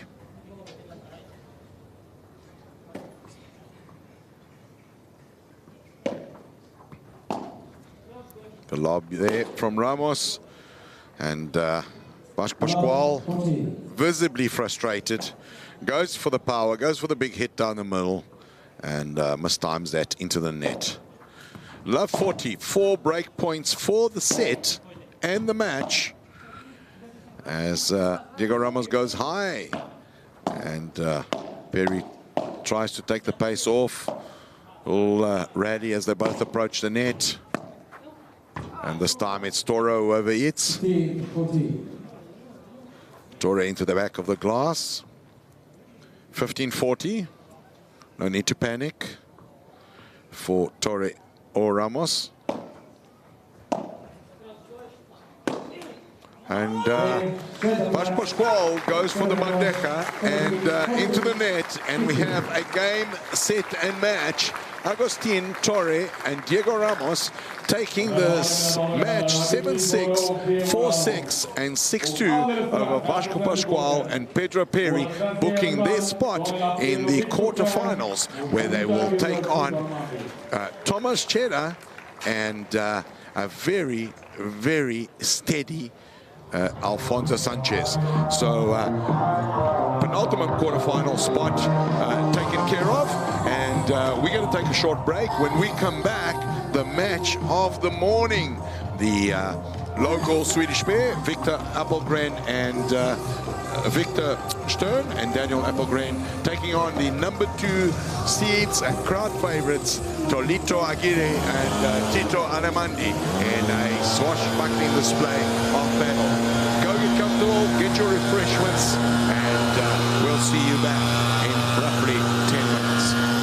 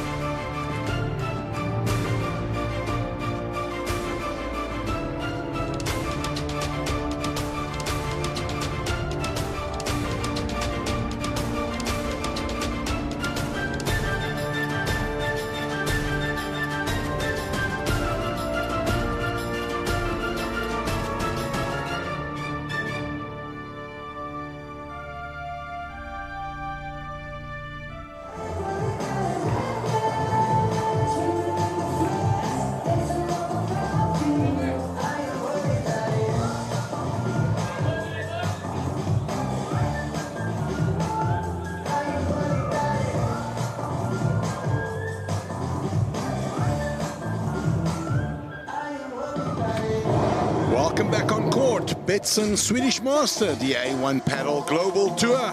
Right here on your screens. And as you can see, the grandstands almost full. Still lots of people trying to get in outside. The festival area replete with people and fans of the local pairing. On the left of your screen there. Yeah, right in front of your screen in black with a cap, Daniel Appelgren, and with a white and turquoise on the left-hand side, the quite tall Victor Stern. These two rated 2 and 4 on the individual rankings in Sweden, and as a team, the #1 current team on the Swedish rankings. The winners also of the Swedish qualifier for the A1 Padel Tour, and having won their first round match, a real exciting match it was as well, where they beat the ever popular Oya Zuazua and Danny Martinez 7-5 and 7-6 in a dramatic tiebreaker. Here they are in the round of 16, the last match of the round of 16, taking on the dominating force of Tito Alemandi and Tolito Aguirre, and those two, and you can see their images, people getting into the grandstands, lots of partisan support, lots of Swedish flags in the crowd. These guys really behind their hometown heroes. Both these players not too far from home here in Olmstad, about 40 minutes away, their local club, and I'm sure they will be excited there at the club to be watching them on this A1 Padel YouTube stream or on the a1padelglobal.com website on the streaming tab. Across from them we have Tito Alemandi, of course, a veteran of the padel world, 42 years of age, known as the General in padel, really solid, consistent performer, and added a new dimension to the artistic play of the magician that is Tolito Aguirre. Yet to win a tournament this year, but finalists already twice, and they still the #2 rated team on the padel tour, on the A1 Padel Tour by quite some distance. Both in real positive, jubilant moods. Saw them earlier in the week practicing. Tito Alemandi putting himself through some gruel physical exercises. Man keeping super fit and practicing lots of new shots and really going through his rhythm. Tolito, of course, also working on a lot of new shots, and Tolito feeling positive. Had a chat with him late yesterday, and he was telling me that this is the tournament they want to win. It's the first one. They haven't been on the board yet in the #1 podium on the tour for 2023, and he wants to change that. He wants this to be this year, and of course, not out of place. They got into their first round match against Igor Enslen and Matias Gonzalez and dispatched them in commanding fashion, 6-love and 6-2. So they mean business. They're here to fight and to win. Players on your screen, you see Daniel Appelgren's profile there, only ranked 140 because of the lack of points and participation on this tour. And you can see there, 26 years of age, 1.77 m, playing on the right-hand side of the court in the drive position, and he's the builder. He has a very specific trademark shot, which is a double-handed backhand, legacy of his tennis playing years, which is very effective. There's Victor Stern. And Victor Stern, a little bit older, 30 years of age, from Gothenburg in Sweden, 1.90 m, a little taller, and on the left-hand side of the court, a lot of power, uses that power regularly with smashes, but also able to redirect his shots with less space onto the tin. There we have Tolito Aguirre, #3 in the world, from Argentina. Tolito, 24 years of age, or 25 years of age, and You're going to see some artistry from Tolito. He makes the sport of paddle look so easy. Here we have the general, Tito Alamande. Also number 3, of course, because the number 1s are 1 and 2. So they number 2, rated 3 and 4. Also from Argentina in Neuquén. And Tito Alamande fully focused. You can just see the look on his face there as he warms up at the net. And on your screen, Sergio Perez, match umpire, and working in a dual role, senior umpire on the A1 Padel Tour and also the sporting director for the A1 Padel Global organization. And Sergio Perez is going to keep the law and order going in this match. He will be calling time on these players pretty soon, and once that time is called, he will be, players will come out to do final touch-ups on the equipment, get some refreshments, and they'll head back into court to start this exciting match. Great atmosphere out here in Homstad in the town square, and to add to that atmosphere, I'm joined in my commentary box by Luke Potter, the tournament director for the A1 Padel Cape Town Masters that took place earlier this year and now a regular feature on the A1 Padel circuit, the opening leg of the season in 2023 and expected to be the opening leg in 2024. Welcome, Luke. Welcome to the studio, and humbling of a match that we have to look forward to, eh? Paulu, thank you for having me. Amazing match. We really looking forward to this one. People talking or dubbing this the match of the tournament, in fact. Swedish local heroes taking on the talented ones, definitely. And great to see such a big crowd turn out to support their local guys, right? That's amazing. I mean, you couldn't ask for more. The weather early on played tricks with us, but it's cleared up nicely. There's only a slight breeze blowing from left to right. Other than that, near perfect conditions for paddle. It's not too hot, not too cold. And this crowd getting behind the Swedish will be interesting to see if it changes the mood of this match, or the tempo at least. Yeah. And the court has dried out quite a lot, so although the ball's still heavy and the movement's still slow, a lot better than earlier on in the week. Definitely. I mean, we weren't seeing any balls going out. And it's, again, a case of if you're with the wind, you're going for a big shot. Indeed. Here we have. Great to see this big crowd out here. A partisan crowd, lots of Swedish flags. And great to see lots of young children and kids also in the crowd. Obviously, a lot of them either friends or family, but some of them young paddle players who are out here to watch their local heroes. And you can hear there big rounds of applause around the court for these two guys as they enter the court. Now, both of these guys super popular with the crowd, and you'll see as soon as they win a point, these crowd will go nuts. Yeah, and good guys. You know, I had them in the studio straight after their first round win, which was a great win, 7-5, 7-6 in a dramatic tiebreaker. And nice guys all around. Here we go, Daniel Appelgren to start off the game. And great beginning. There you go. Good There's the first point, yes. Tito Alamande into the net. 15 love the scoreline.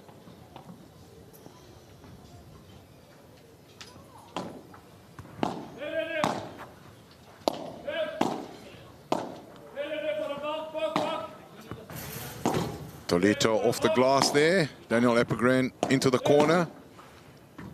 And like you were saying earlier, Tito, the workhorse, you'll see him making a lot of the play, fetching a lot of the balls and setting up, or at least trying to set up Tolito. Slightly overhead there. 30 love the score. And I must say that might be a little bit of wind assist there, Paulu. Yeah, agree completely. Wind certainly a factor. It was in the previous game. And particularly in the higher altitude shots. The drop shot there from Victor.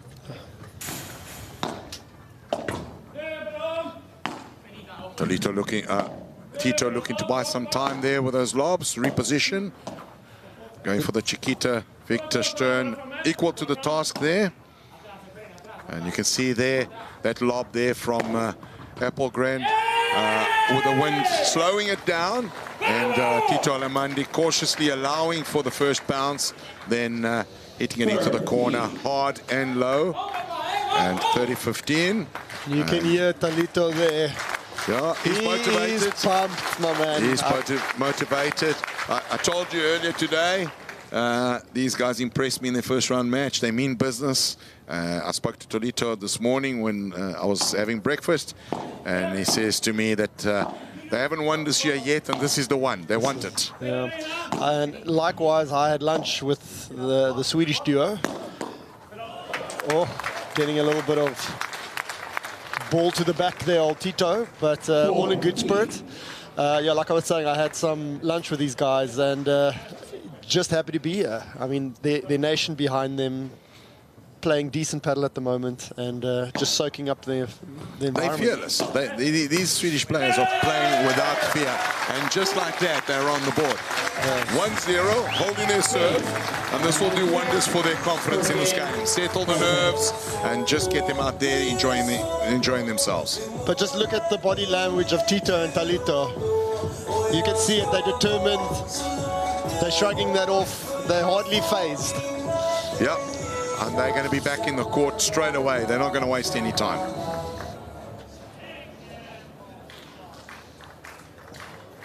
As the clap, resounding clap. You expect them to do this on a tiebreak in a third set, but this is 1-0, and the crowd is going wild already. Really exciting stuff.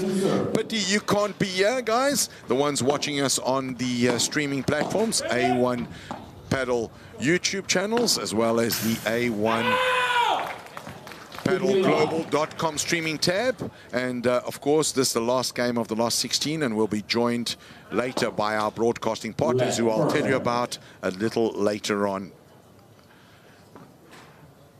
Tolito serving, 15 love up. Victor Stern receiving.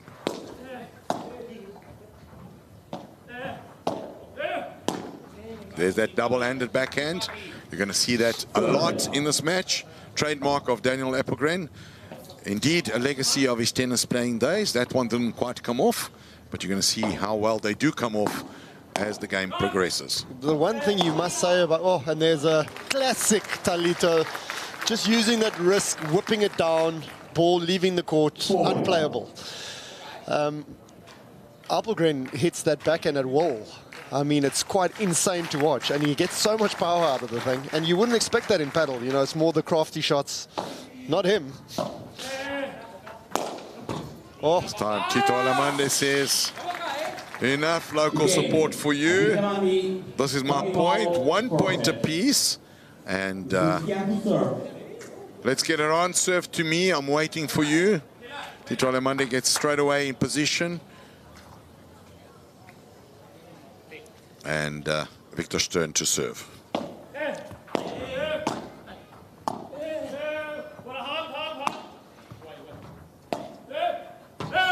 Again, Tito used overhitting that one.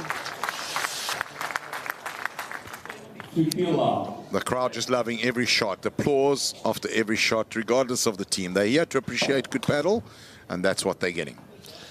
And you'll see as we go along, Victor, he's a showman. You know, the more he gets into it, he's very much like Talito in many ways. Obviously the Swedish version, and a lot taller, I would say. But other than that, I mean, he likes a little crowd support. There's a big lob, the wind carrying that into the glass.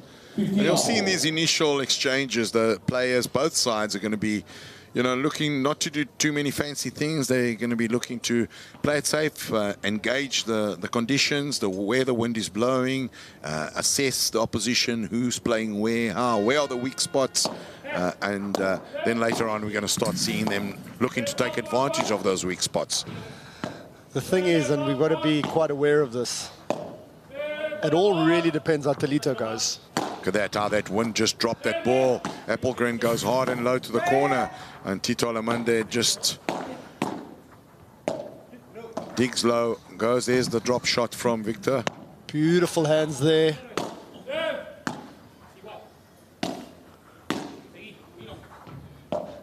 Very cautious here still.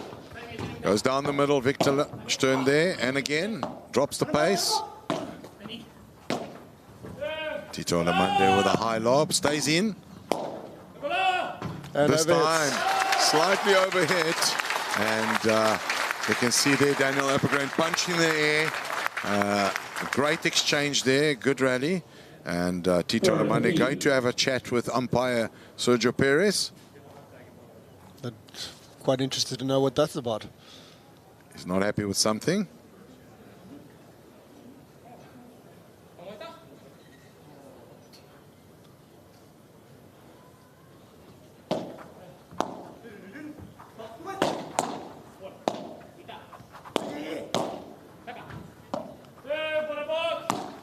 Appelgren goes for the double wall in the corner. Alemande with a high lob. And again, into the glass. I must say, for me, Alemande hasn't really got hold of the wind conditions as yet. I mean, he's made one or two, well, probably about 3 or 4 little unforced errors, just hitting it long. They're going high. And specifically there, to that angle where the wind is actually stopping the ball. 100%. So for all of you viewing out there, if you've just joined us, the wind blowing in a northerly direction, which means as your screen is showing, it means that to the side where Victor Stern is serving from, the ball is stopping. And to the side of Tito Alemande and Tolito, the wind is carrying. You can see Victor showing them there that the ball's going all over the place. As soon as it goes up, it's pretty hard conditions because it swirls just above the tin. Yeah, they're very difficult to judge. Very difficult to judge. So even if it's going up, you really don't know where it's going to go. De Stern goes down the tee there. He's looking for the side. But look at that. And Tolito just caresses it into the corner. Little short, double bounce. Daniel Appelgren, as athletic as he is, can get nowhere near it. And unfortunately, like I said earlier, it's all really going to depend on Tolito. If he starts playing the way he can, you know, there's a reason they call him the magician. Absolutely. You can see there the crowd, almost full capacity. And golden point forced here. Good comeback here by Alemande and Aguirre. Appelgren going cross-court quite a lot to Tito Alemande. And there we go, there's the showman. Gets the lucky bounce off the tin there. And they'll go to refreshments and come back with Tito Alemande serving 1-2 down in this first set of this last match of the round of 16 at the A1 Padel Betsson Swedish Masters. We'll be back to you in just a couple of seconds.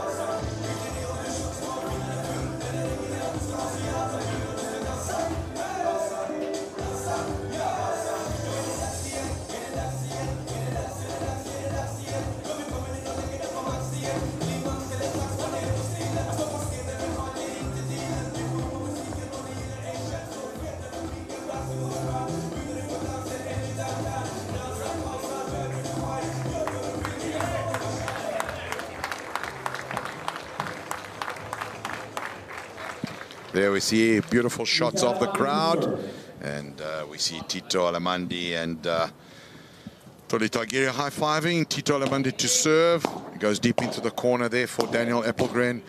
Another double-handed return, this time from Victor Stern.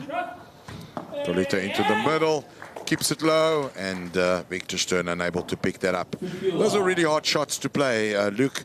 They go deep and they stay low after they leave the glass. It's quite difficult to get your racket underneath there to get a little bit of a lift.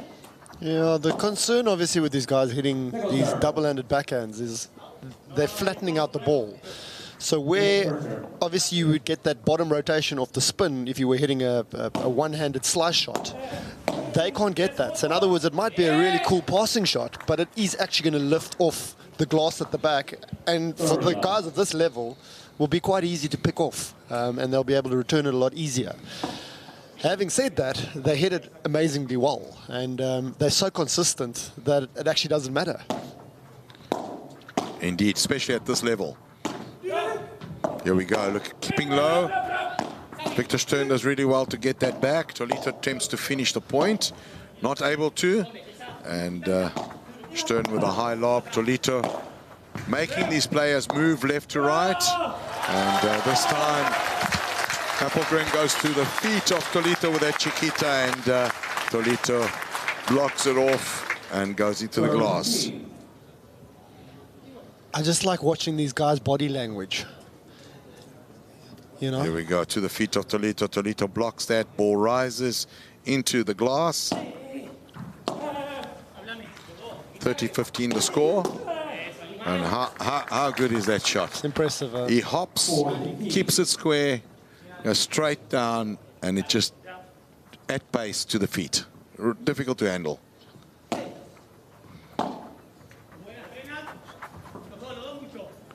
And there you can see the impact of the wind. Good foot movement there from Tito. Gets out of the way of the ball, spins around, little chip over the head. Appelgren is playing well, yeah. This And he time gets it. into the glass. That had lots to do with the wind. But also Appelgren is forcing him into the corner, which is making it quite hard to spin around like that and keep control of the ball coming out. Alemande serving 40-30.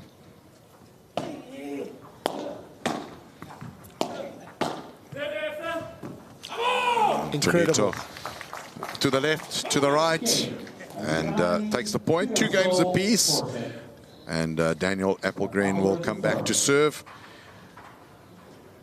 Is Tito Alemande and Tolito thinking to themselves, hold on, yeah? We got a game on our hands. Well, if they're not thinking that, they're going to be in trouble. Because let's be honest, hometown advantage, crowd behind you, they're playing exceptionally well. Nothing to lose, no pressure really. No one expects them to win except, of course, everybody here. And they are absolutely pumped. And what I'm telling you is just watch Victor.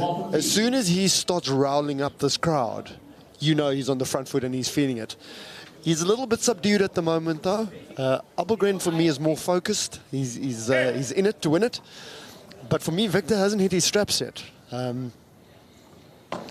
So it's going to be interesting, definitely, as this match progresses.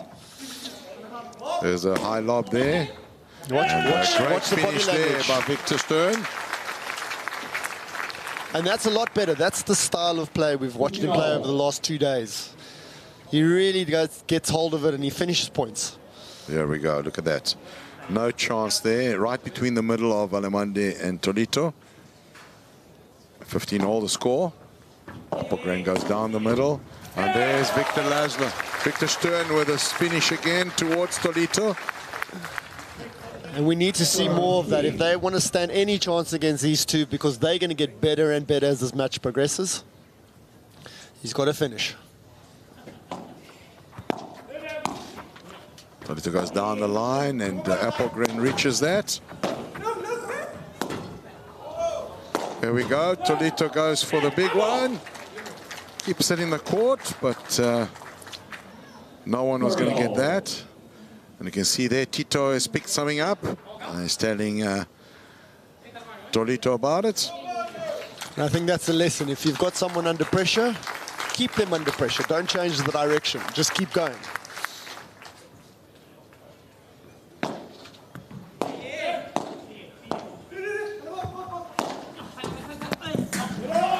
Beautiful play there. Victor dictating. He's starting to build in confidence. There's 3 finishes in a row just in this game. And like we said, we need more of that. That height advantage of his, definitely has to put that to good use. And here we go. Here's the crowd.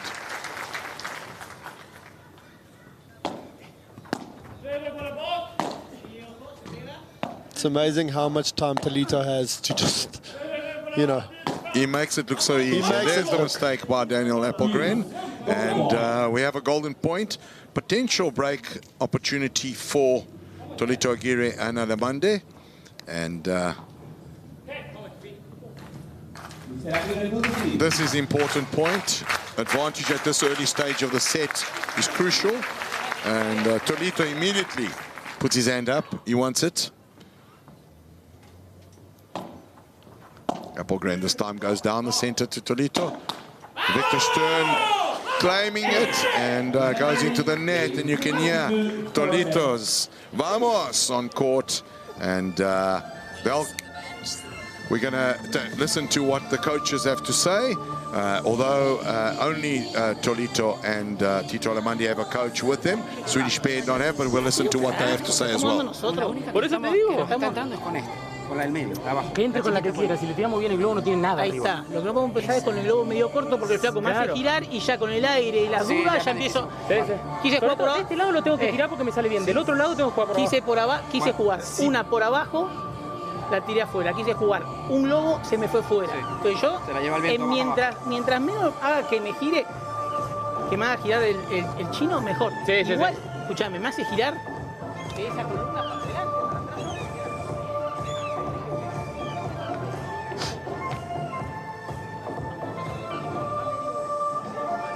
¿Qué? ¿Quién la deja manar?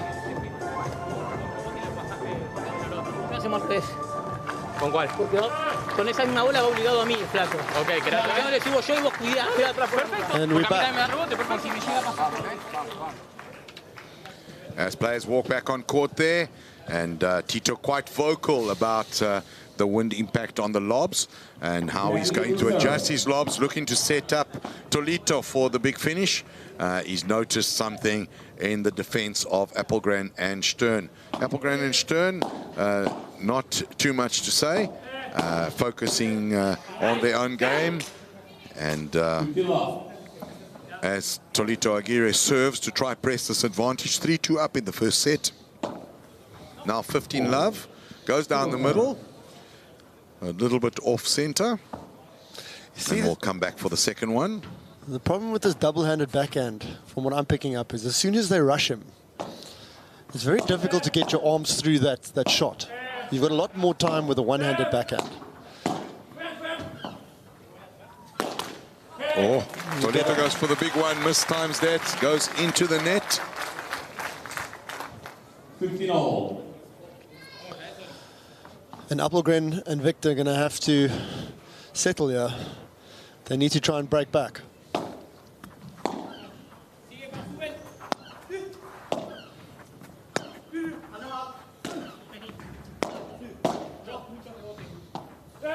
Oh, beautiful hands from all four of these guys.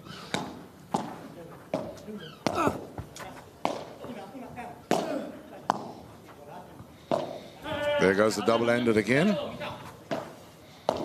Oh, beautiful angle. Beautiful shot there from Victor Stern, double-handed again. I think you're right, Luke. This double-handed thing takes a lot of time to recover from. And I'm quite surprised that Victor Stern is using that shot, because in the first round match he didn't really. He probably used it only once or twice.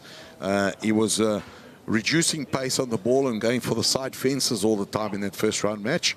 And the double-handed was more Appelgren shot. But today, lots of double-handeds from returns from Victor Stern, and not a lot of playing down into the tin. I kind of feel it's a default shot in his portfolio of shots, you know?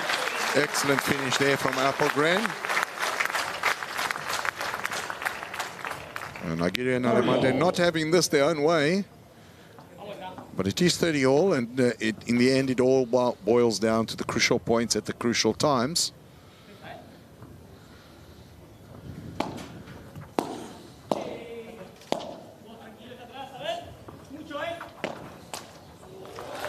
Tolito with a swivel, backhanded shot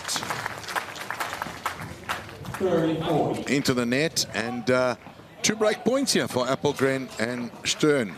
We could see a riot in the crowd. Right. You see what I'm saying there on that double-handed? He gets away with it. Look at the crowd on their feet as Appelgren and Stern break against Aguirre and Alemande. Honors even, 3 games apiece, and not on your screen, but Tito Alemande was just shaking his head there, completely disappointed with himself at that return. Not his usual type of play. 3 games all. Tolito quick to put his hand on his shoulder and tell him that it's okay. Early stages. And But we've got a game on our hands, huh? we do indeed.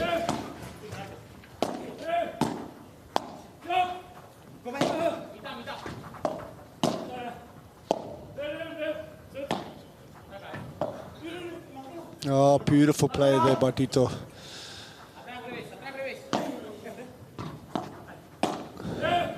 Oh, Talita just showing his class, the little backhand dink into Appelgren's fence. A dink, you said a dink, but it's amazing how much power he gets on those dinks. It's just a flick of the wrist and they just fly off that racket of his.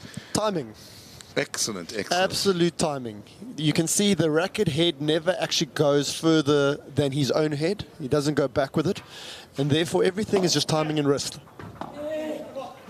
And yet he's athletic enough to dig down deep and pick up a shot like that.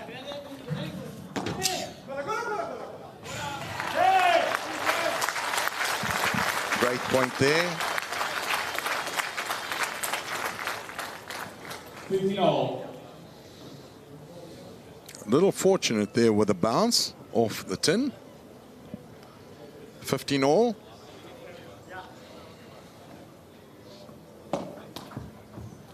Net Porter.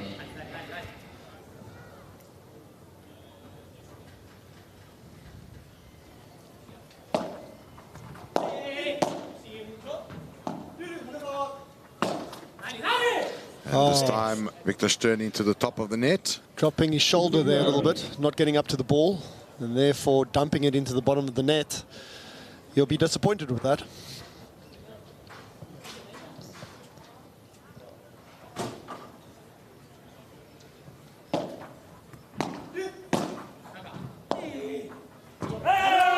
And Alemande again overhitting that shot and straight into the back glass. 30-all. He really does drive that form of his quite hard. 30-all. Introspective look on his face there. This is a big point for both parties.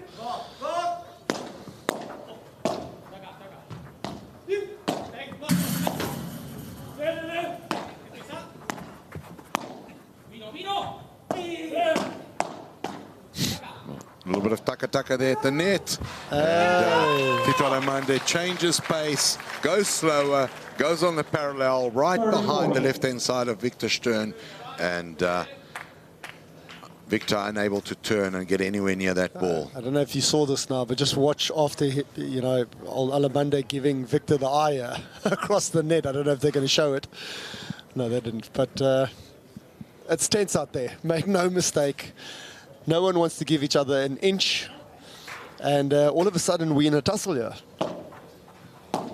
But there are 2 break points available here for Tolito Aguirre and Alemande. And Victor Stern getting bamboozled there by the movement of the ball in that lob. Tolito into the ground.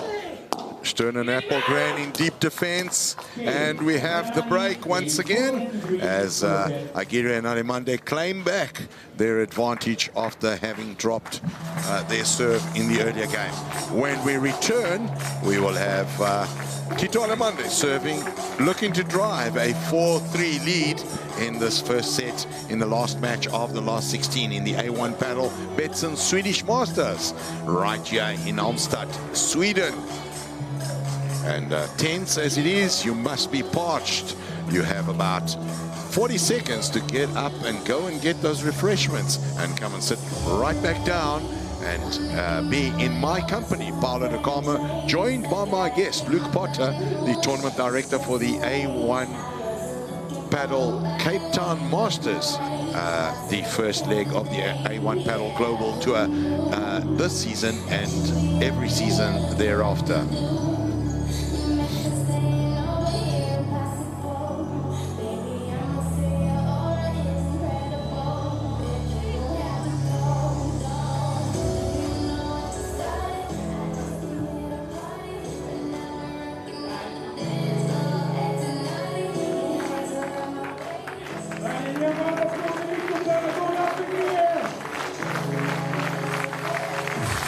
To the rhythmic applause of the crowd, the players hop back on the court. Big smiles all around there. Victor Stern and Daniel Appelgren with playing with 10 million people, the residents of the country of Sweden behind them, taking on the Argentinian pairing of Tito Alemande and Tolito Aguirre, the number 2 seeds at this A1 Padel Swedish Masters. Tito Alemande pleased with himself there. Dropped the pace low, wood spin into the tin, getting the erratic bounce. Victor Stern unable to do anything with that. And again, similar type of shot in the serve, deep into the quadrant. 30 love is the scoreline.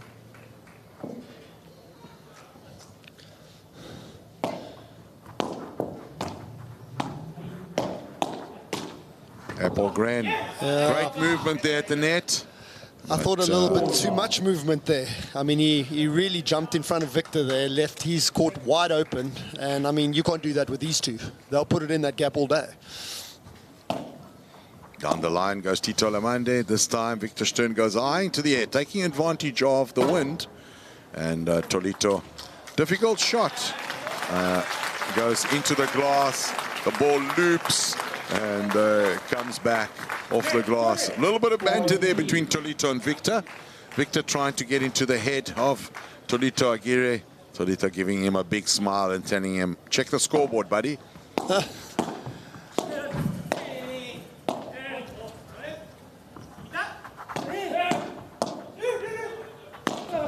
Great rally here. Ball going up. Victor with a big one. But fortunate there, not to edge it. Great exchange there. Tolito into the corner, slightly overhit. So we've had 3 games, 3 breaks. Could we have another? 40-30. Still 40-30. Yeah, but the way these guys are playing, you never know.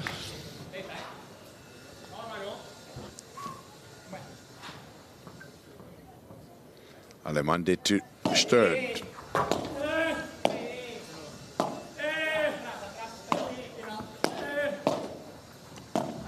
Alemande and Tolito straight away at the net, forcing big defense here out of these Swedish two. Appelgren trying to go over, trying to get a little bit of movement. Great hands there from all of these guys.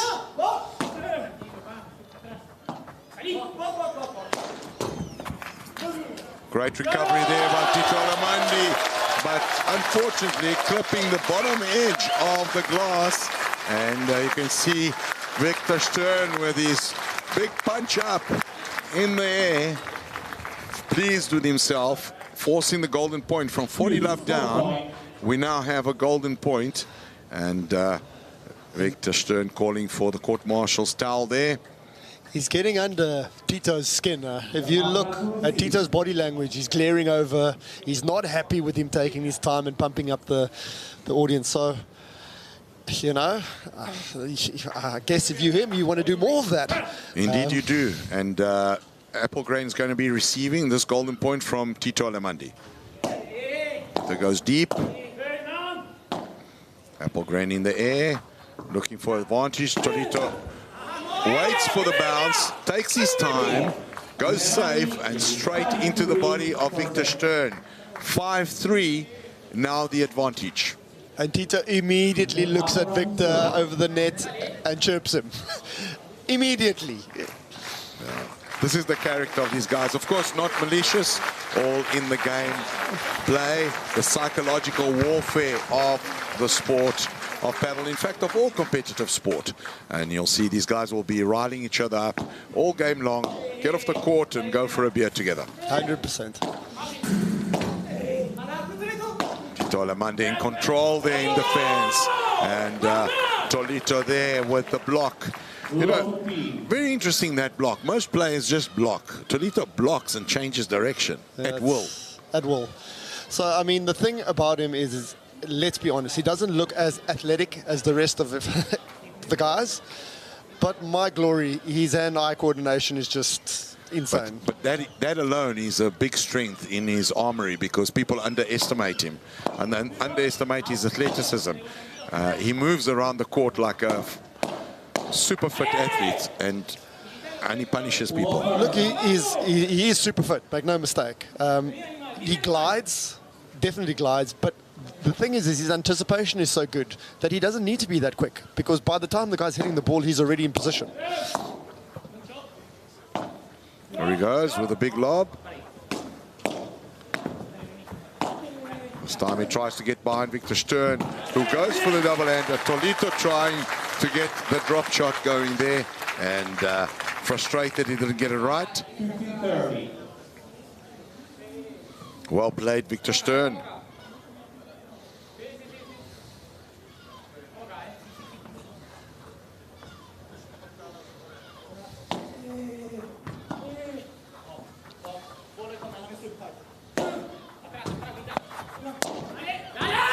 Into the back glass there, Victor Stern. Again, that double-handed return. Also difficult to control the power on those, I imagine. Yeah, but I mean, he was also running forward, double-handed. Actually, that was a volley that he made into a half, well, not even a half volley. It was a full-out drive, basically. Almost like a cricket shot in many ways, but... And he must be disappointed because he's exposed his team to a 3-shot break opportunity. Tolito goes for the big finish. Victor Stern, well defended.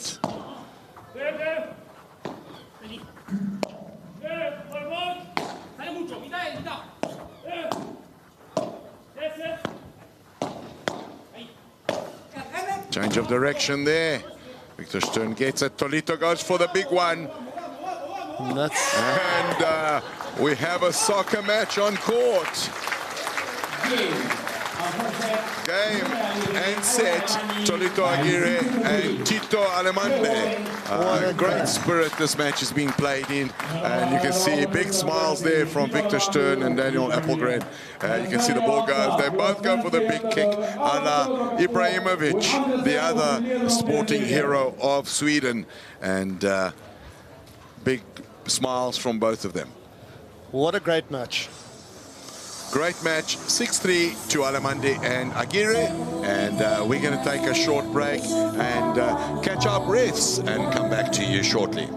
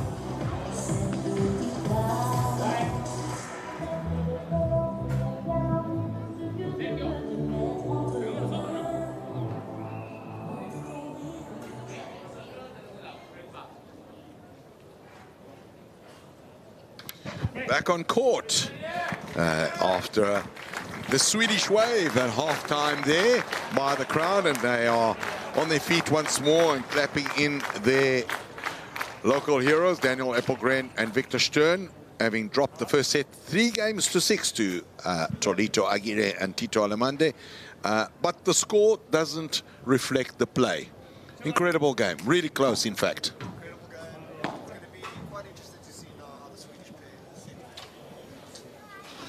Interesting game, definitely. It's going to be quite interesting to see how this Swedish pair settle. Always difficult chasing scores, but sometimes, you know, some people like that. Yeah, well, we've had it already on this tournament. We've had 3 matches where the team that lost the first set came back to win in a 3-setter. So all is possible. The ball is round, as they say in the classics. And we've got Tolito serving to Victor Stern, leading 15-love in this second set. Tolito goes for the big kick from the back of the court, goes to the feet of Stern, and Stern rooted, unable to move away for that return. What do you think that chat was about, the game plan, let's call it? For me, I mean, you can see them going more at Victor and actually waiting for Appelgren to come across, and then Tolito playing it into that space. You'll see 4 or 5 balls will go to Victor now. I think you're right. With the added, let's just watch this point. Here he goes for the kick. Victor Stern, brilliantly executed. And we'd like to see more of that. I mean, he's good at that. He's hanging back. He's almost off balance. Gets right behind the ball and gets it out of the court. No chance for Tolito to even move on that.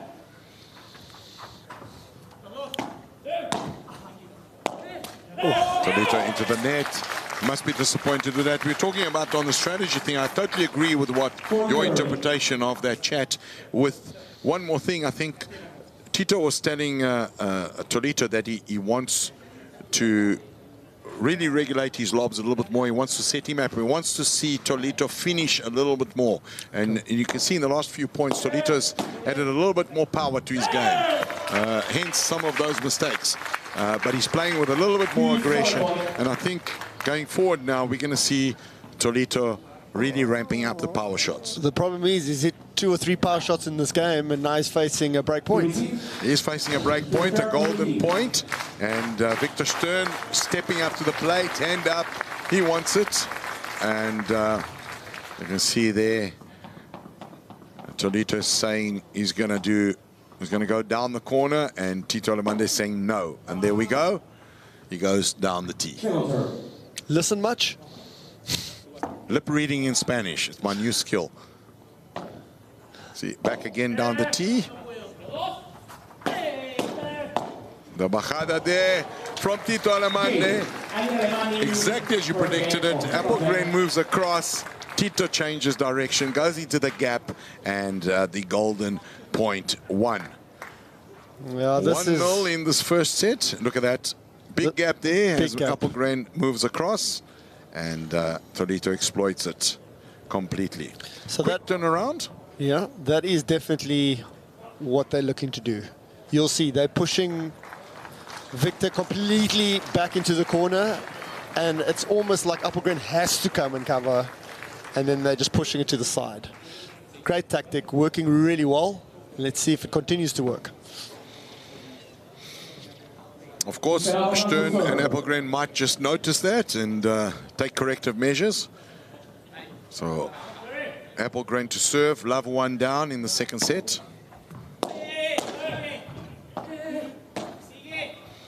And that's excellent there from Victor Stern. Soft hands. Soft hands. Backhand across, low pace, just over the net. Tolito tempting Daniel Applegrain into the power shot.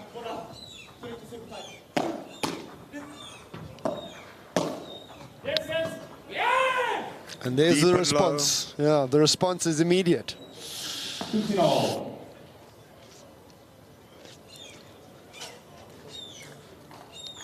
15 all the scoreline. I wanted to say the crowd has gone quite quiet, but they're back in it. They're back in it. The crowd's back in it, and they're hoping that Applegrain and Stern also get back into it. They haven't really gone away. And look at that, how much power Tolito generates and the angle he generates from the back of the court. Straight to the feet of Victor Stern. Look at that, he's hanging back, and there's just no space for Stern to even maneuver. He can't move, he can't lift his racket. It's just too deep. Quick, too deep, too quick, too powerful.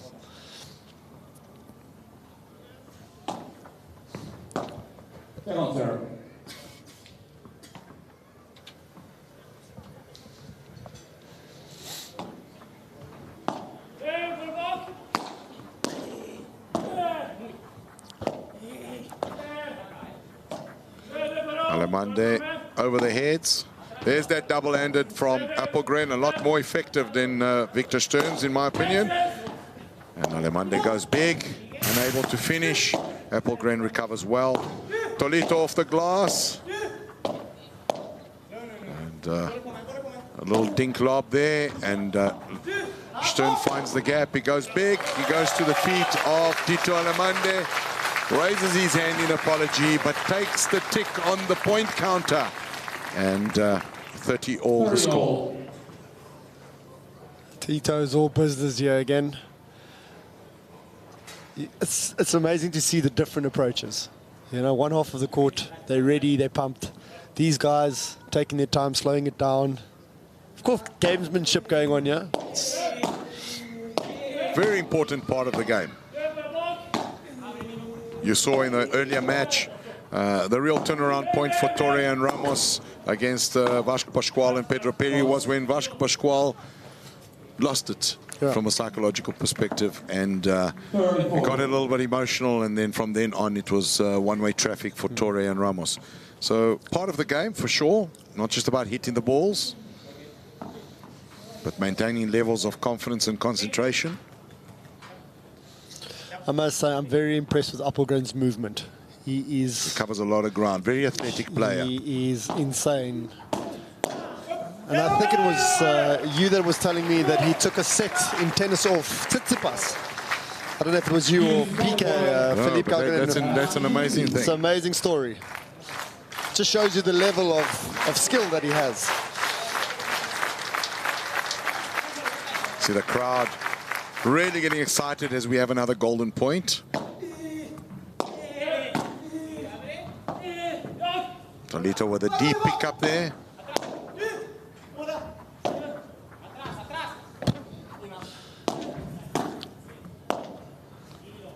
Over the head of Tolito, goes for the swivel, this time goes for the lob. The bajada there from Victor Laszlo. Incredible pick up there by Tito Alemande. And that one leaves Victor Stern speechless. That is insane. All the experience in the world. You can see there, beautiful bajada, and you see Tito off balance straight down the line, and you can see how happy that makes him. He's celebrating that. And that came at a timeous moment after Tito had 2 errors in a row there before that, and the golden point won. So Tito Alemande will now serve 2-0 up in the second set. The Swedish guys are going to have to be careful here. You can't get too far behind these guys. They will kill you. They will peg you off. The reality is your scoreboard pressure is a thing. You cannot fall too far behind. So one break they'll be okay with, but you certainly don't want to be 4 love down.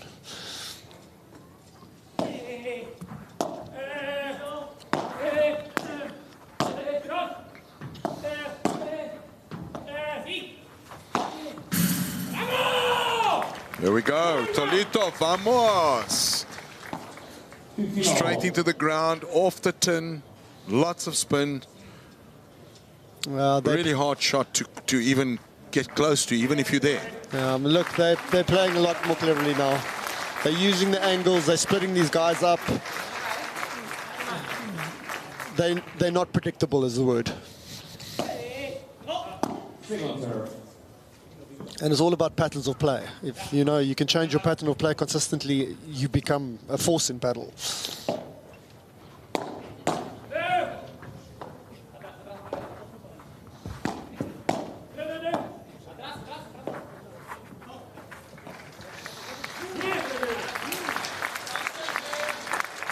Good point there.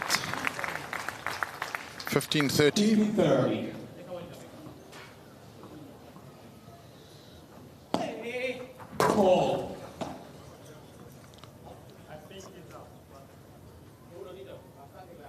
Umpire calls that out. Bit of a Victor Stern confirms he thinks it's out too. Alemande not convinced, but umpire's decision stands. We go there. A little bit of a delay in response as Tito Alemande turned around. He says to Tolito, tell me. Looking for where the positioning of the opposing players, and Tolito tells him they're at the front. But then a little bit too late, and the choice of shot perhaps incorrect. Not what Tito was looking for. 15-40, and we have 3 break points.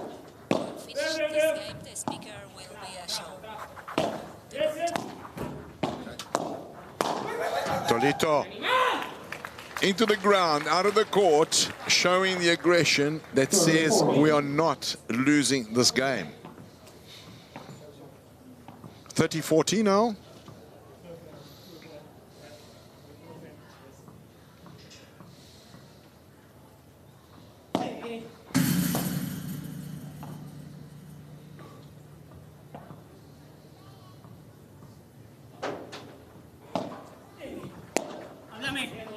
Straight down the line there from Victor Stern.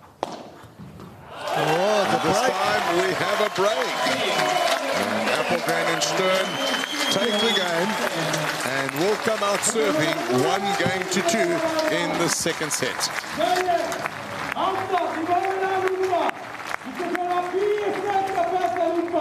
Långsidorna mot kortsidorna. Det gäller er också, Biffen. Så på 3 vill jag ha från långsidorna. Vi är svenska fans allihopa. 1, 2, 3!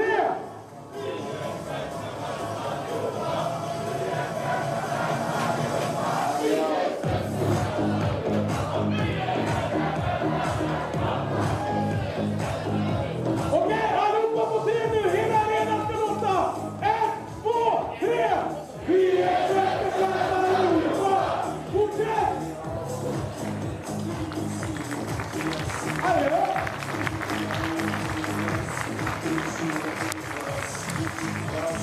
There we go, MC Avla in the house. MC Avla walking onto center court and cheerleading this crowd into a very, very positive response. Get behind your players.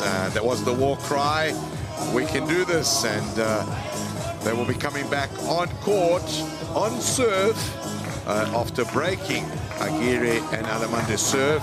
1-2 down in the second set after dropping the first by 3-6. This, of course, the last match in the last 16 in this A1 Padel Betsson Swedish Masters. And at stake, the final spot in the quarterfinals. The winner of this match going into the quarterfinals to play Maxi Sanchez and Andres Britos.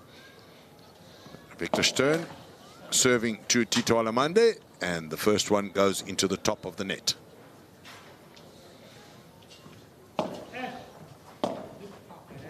Oh, tentative start there from Tito. Under hitting that ball, barely making the net.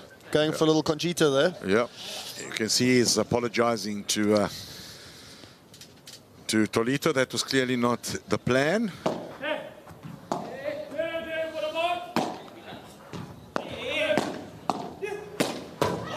This time Stern overpowers, overcooks that one straight into the glass. 15-all the scoreline.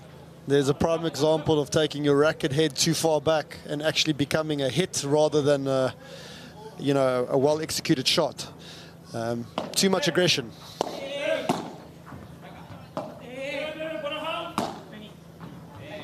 This time the bandeja from Appelgren into the glass. You can see there he's visibly disappointed. He's blaming the sun, smacks his own neck. And the sun is in direct view of Appelgren and Laszlo in their eye line.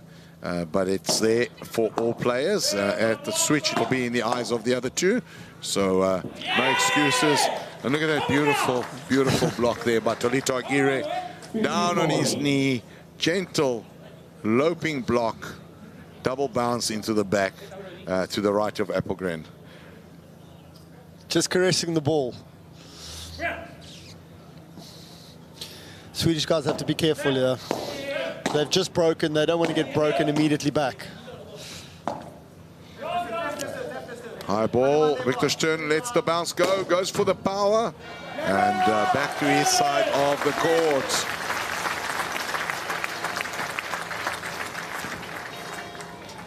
You see there, lines it up. Resist the temptation of hitting it on the full. Lets it bounce.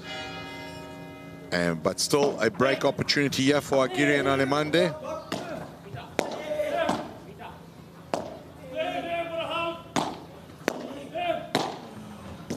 Oh, that's a great shot there. Great shot there. Tito Alemande not fully focused. Edges that out of the court and into the crowd. Unlike baseball, the crowd can't keep the ball. They've got to throw it back. I'm sure one or two of them are very disappointed at that. They are indeed.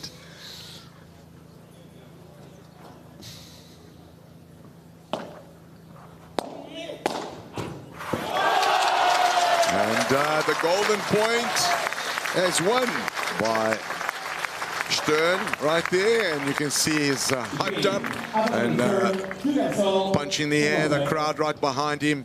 Honors even, no quarter given, two games apiece. That'll do them the world of good. I mean, that was a really positive volley and made sure that there wasn't another break.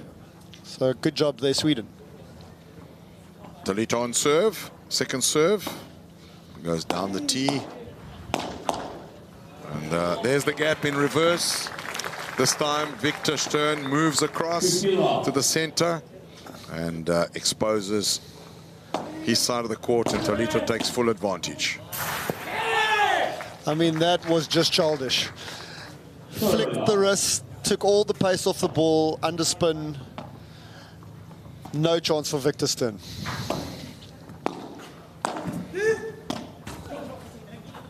There we go, Tolito wants it, goes to the corner.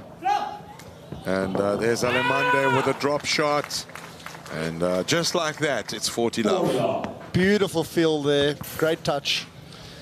You know, commentators, I know my Spanish colleagues feel the same way.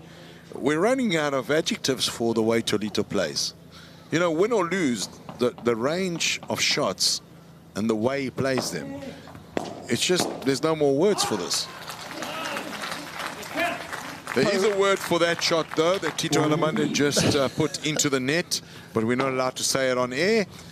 So here we go. Only the fourth ace of the tournament, and none other than Tolito Aguirre to dish it out.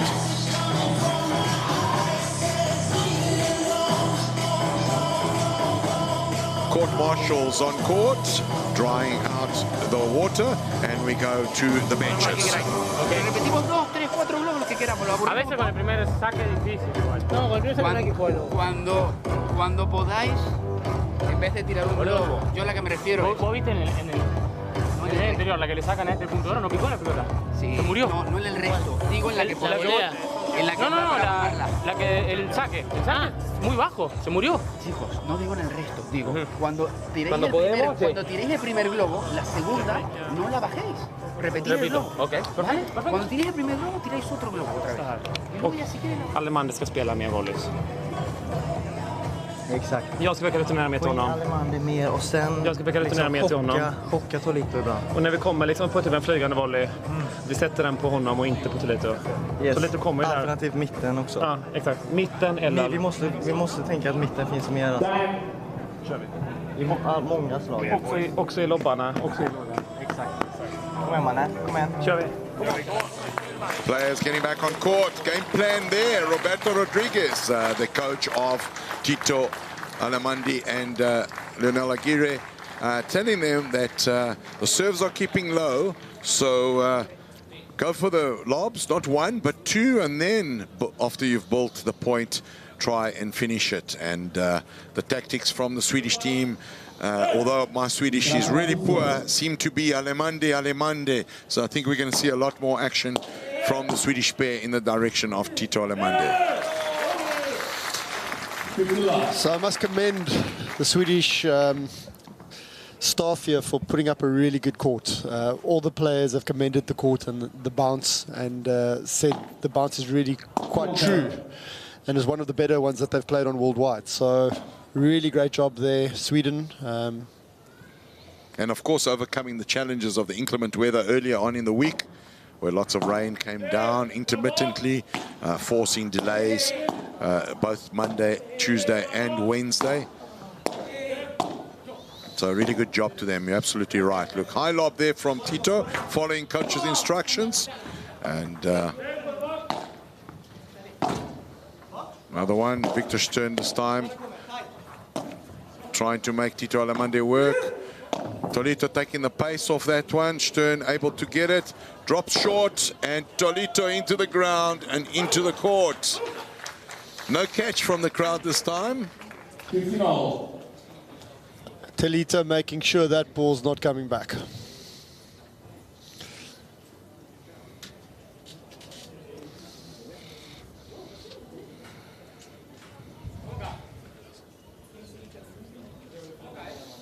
A little bit of work for the ball staff there. Ball actually went underneath the grandstand.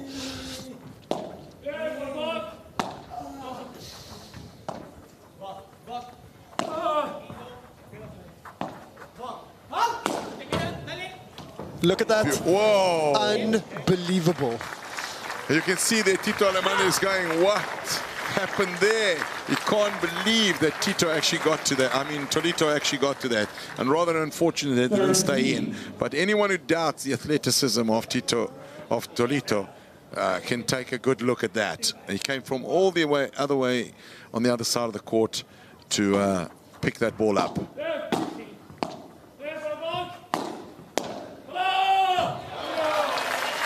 There's another error by Tito Alemande, and the strategy working for the Swedish team. Alemande was the conversation on the bench at the turn. I must say, if we can single out one shot that Alemande is struggling with, is that forearm drive. I mean, he's made a ton of mistakes today. It's uncharacteristic.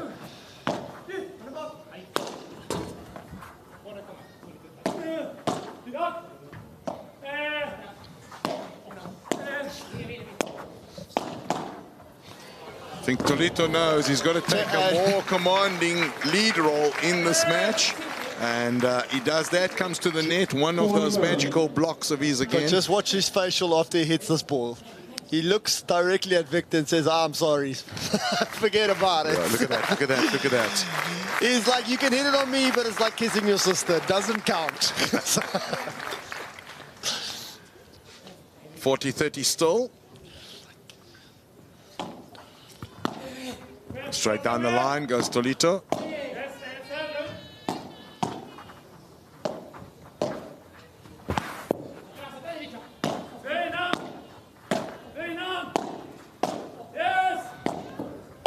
Alemande moving Appelgren around.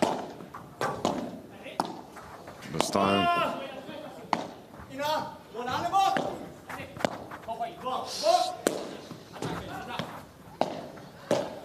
Unbelievable point. Incredible. That's what Tito Alemande does so well. He moves you around, and just when you're thinking he's going one way, he's going the other way. And we have a golden point. Look, I think for me, the magic has started in this match.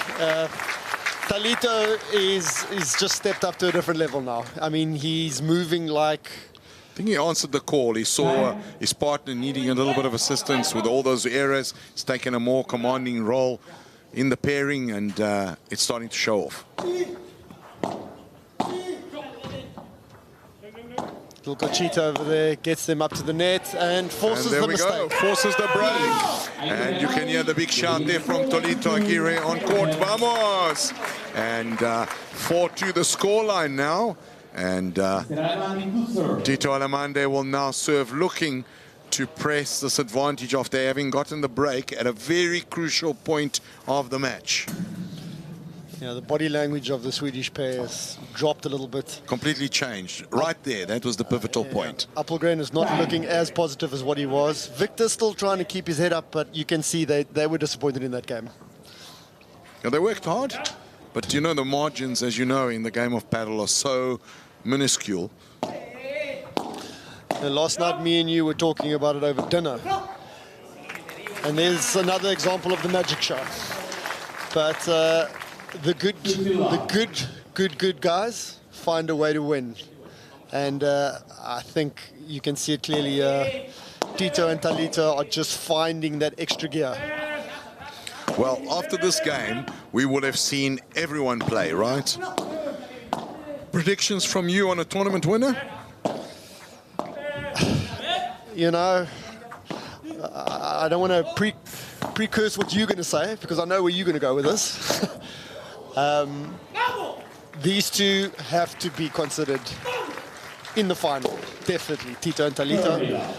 But, you know, Franco Del Bianco and Maxi Arquez, you can't just cut them out of it. I mean, they just find a way every single time. And certainly, if anything, the last 3 or 4 tournaments to go on, I just can't see them getting beat. They are improving. They played a lot better yesterday than what they played in the first day, and nothing would make me happier to see Maxi Arce and Franco Del Bianco write their names into the history books, winning 5 tournaments in a row on this A1 Padel Global Tour. And, you know, they've been dominating. They've won 8 out of their last 11 tournaments they've played in. But as we spoke before, I have a feeling for Tolito and Tito in this tournament. So let's see what happens. Certainly they're not going to win it if Tito Alemande continues to hit these balls into the back glass as he did there. But errors are also part of the game. And as good as you can be, it's never perfect. 30 all the score. Alemande to serve to Appelgren.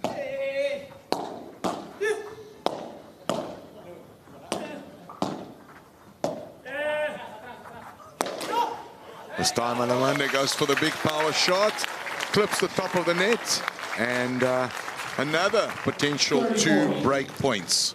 It's incredible. And as you can see, the crowd getting pumped up here. Not sure if you watching on the stream can hear the crowd, but the crowd goes absolutely wild between points. And Aguirre and Alemande survive that little scare and force the golden point. Appelgren and Stern still with the opportunity to break. And at 40 all, this golden point really important as Alemande gets ready to serve to Appelgren. A little bit too long. And we had a question this afternoon from Paul Wahlberger back in South Africa. Why do they play golden points? I think just to answer. I think you can tell people after this match, after this game, and as Tito Alemande quietens the crowd down and puts that away into the corner of Appelgren and forces the lead to 5-2. He says, thanks for coming, crowd, but the noise is not loud enough. You can hear a pin drop in the stadium now. Yeah. Just to get back to the absolutely quiet. The golden points time. Obviously, time in these types of matches is, you know, getting through a tournament. Sometimes you have a few rain delays like we've experienced, or the wind like in Cape Town, and you really do not have time. So from a golden point of view, why do they play it? Simple, to get through a lot of matches. I mean, at this level, you're hitting 30, 40, 50 balls every single time. You get matches that are played over 3 hours sometimes. So if you didn't do that, indeed, it would go on forever. Indeed, and if you're listening to our stream and you have any questions or want to provide some comments, there is a comment section underneath our stream. Also, don't forget to click like and subscribe on the A1 Padel streaming channel on YouTube. And you can also follow us on social media, the A1 Padel Global Instagram account, Twitter, Facebook, and recently introduced TikTok accounts. Be sure to click like, give us a follow, and share some content with us. Give us some comments, and let's engage the A1 Padel Global Tour, the most engaging, user-friendly tour out there for paddle.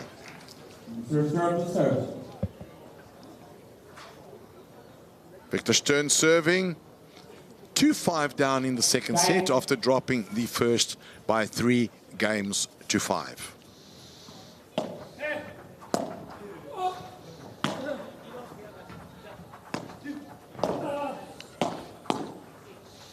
Tolito into the ground, out of the court.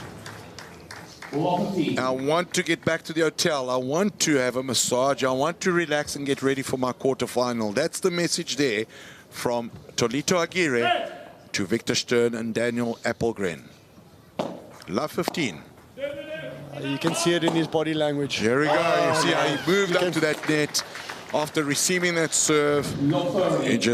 He means business. He wants to close this off, and he wants to do it quickly. You can just see that determination.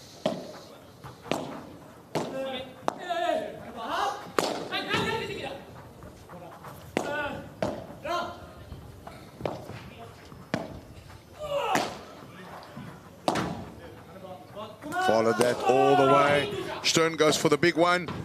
Leaves the middle exposed, and Tito Alemandi covering for a running out of court. Tolito takes no prisoners and does what he does best. Love 40, 4 break points on offer here for the set and the match. Yeah, this is incredible. This has shut down the crowd. Tolito with 3 or 4. And just as you said, they shut down, they go wild again. Really behind their local guys, win or lose, and that's what you want to see. I mean, Tolito forcing Victor Stern back. The lob comes, Alemandi approaches it, goes big. Stern defends the first one. Tolito says, I told you I want to go back home and rest. Bangs it into the second glass, out of the court, game, set and match. 6-3, 6-2. And Daniel Appelgren and Victor Stern, hold your heads up high. You've made your country proud, and you've made the Swedish paddle industry even more proud. Oh, throwing the sweatbands into the crowd. I mean, this is rock star stuff, huh? Really, really great. Tito and Tolito is like phoning the hotel, telling them to get the bubble bath ready. They're on their way home. They're in the corners. Real businessmen.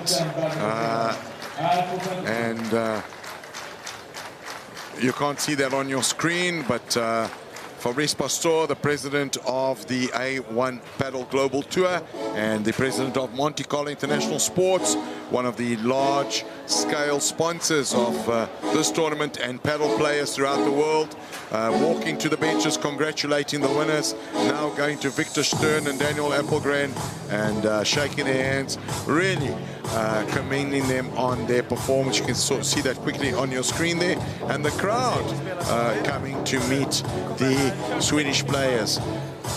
This is beautiful to watch. What a match. But look how beautiful this is. I mean, you know, local players, paddle is big in Sweden, make no mistake. But I mean, these guys are really getting the rockstar treatment. It's amazing. They are, and that's amazing. And this is something that should be replicated right around the world. People should be getting out there and supporting their local players in tournaments as they happen everywhere. And we're going to take a short break, but we're going to leave you with Clara Navarro on center court with the winners, and we're going to hear an interview in both Spanish and English. Bueno, ya tengo aquí a los ganadores, a Tolito y a Tito. Tolito, sí que es verdad que ha sido un partido con mucho break contra break, definido también por los puntos de oro. ¿Cómo lo has vivido? Bueno, sí, sabía lo que venía, he jugado varias veces contra los chicos, felicitarlos por su nivel, espero sigan compitiendo, sigan nuestro tour, nuestro calendario, y nada, muy feliz con nuestro nivel y esperemos esta tarde dar otro paso más. Well, Tolito has played many times against them, and he says that they have a great level and they are happy because they are in the quarterfinals today. Tito, ¿cómo ha sido jugar con este público y el ambientazo de hoy? Okay.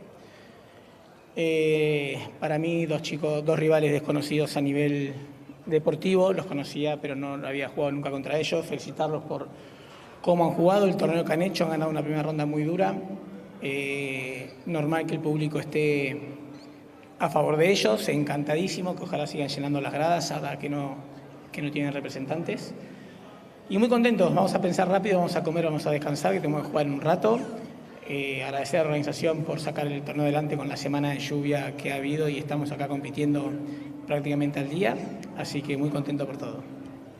Well, Tito is also very happy, and it was also the first time that he played against them, and he wants to congratulate them for his level, and he wants to thank also the organization. Gracias, chicos, os dejo ir a descansar. Y ahora, Victor and Daniel, please come inside the court. That was Claudia Navarro there with the winners, and she'll now conduct a short interview with Daniel Appelgren and Victor Stern.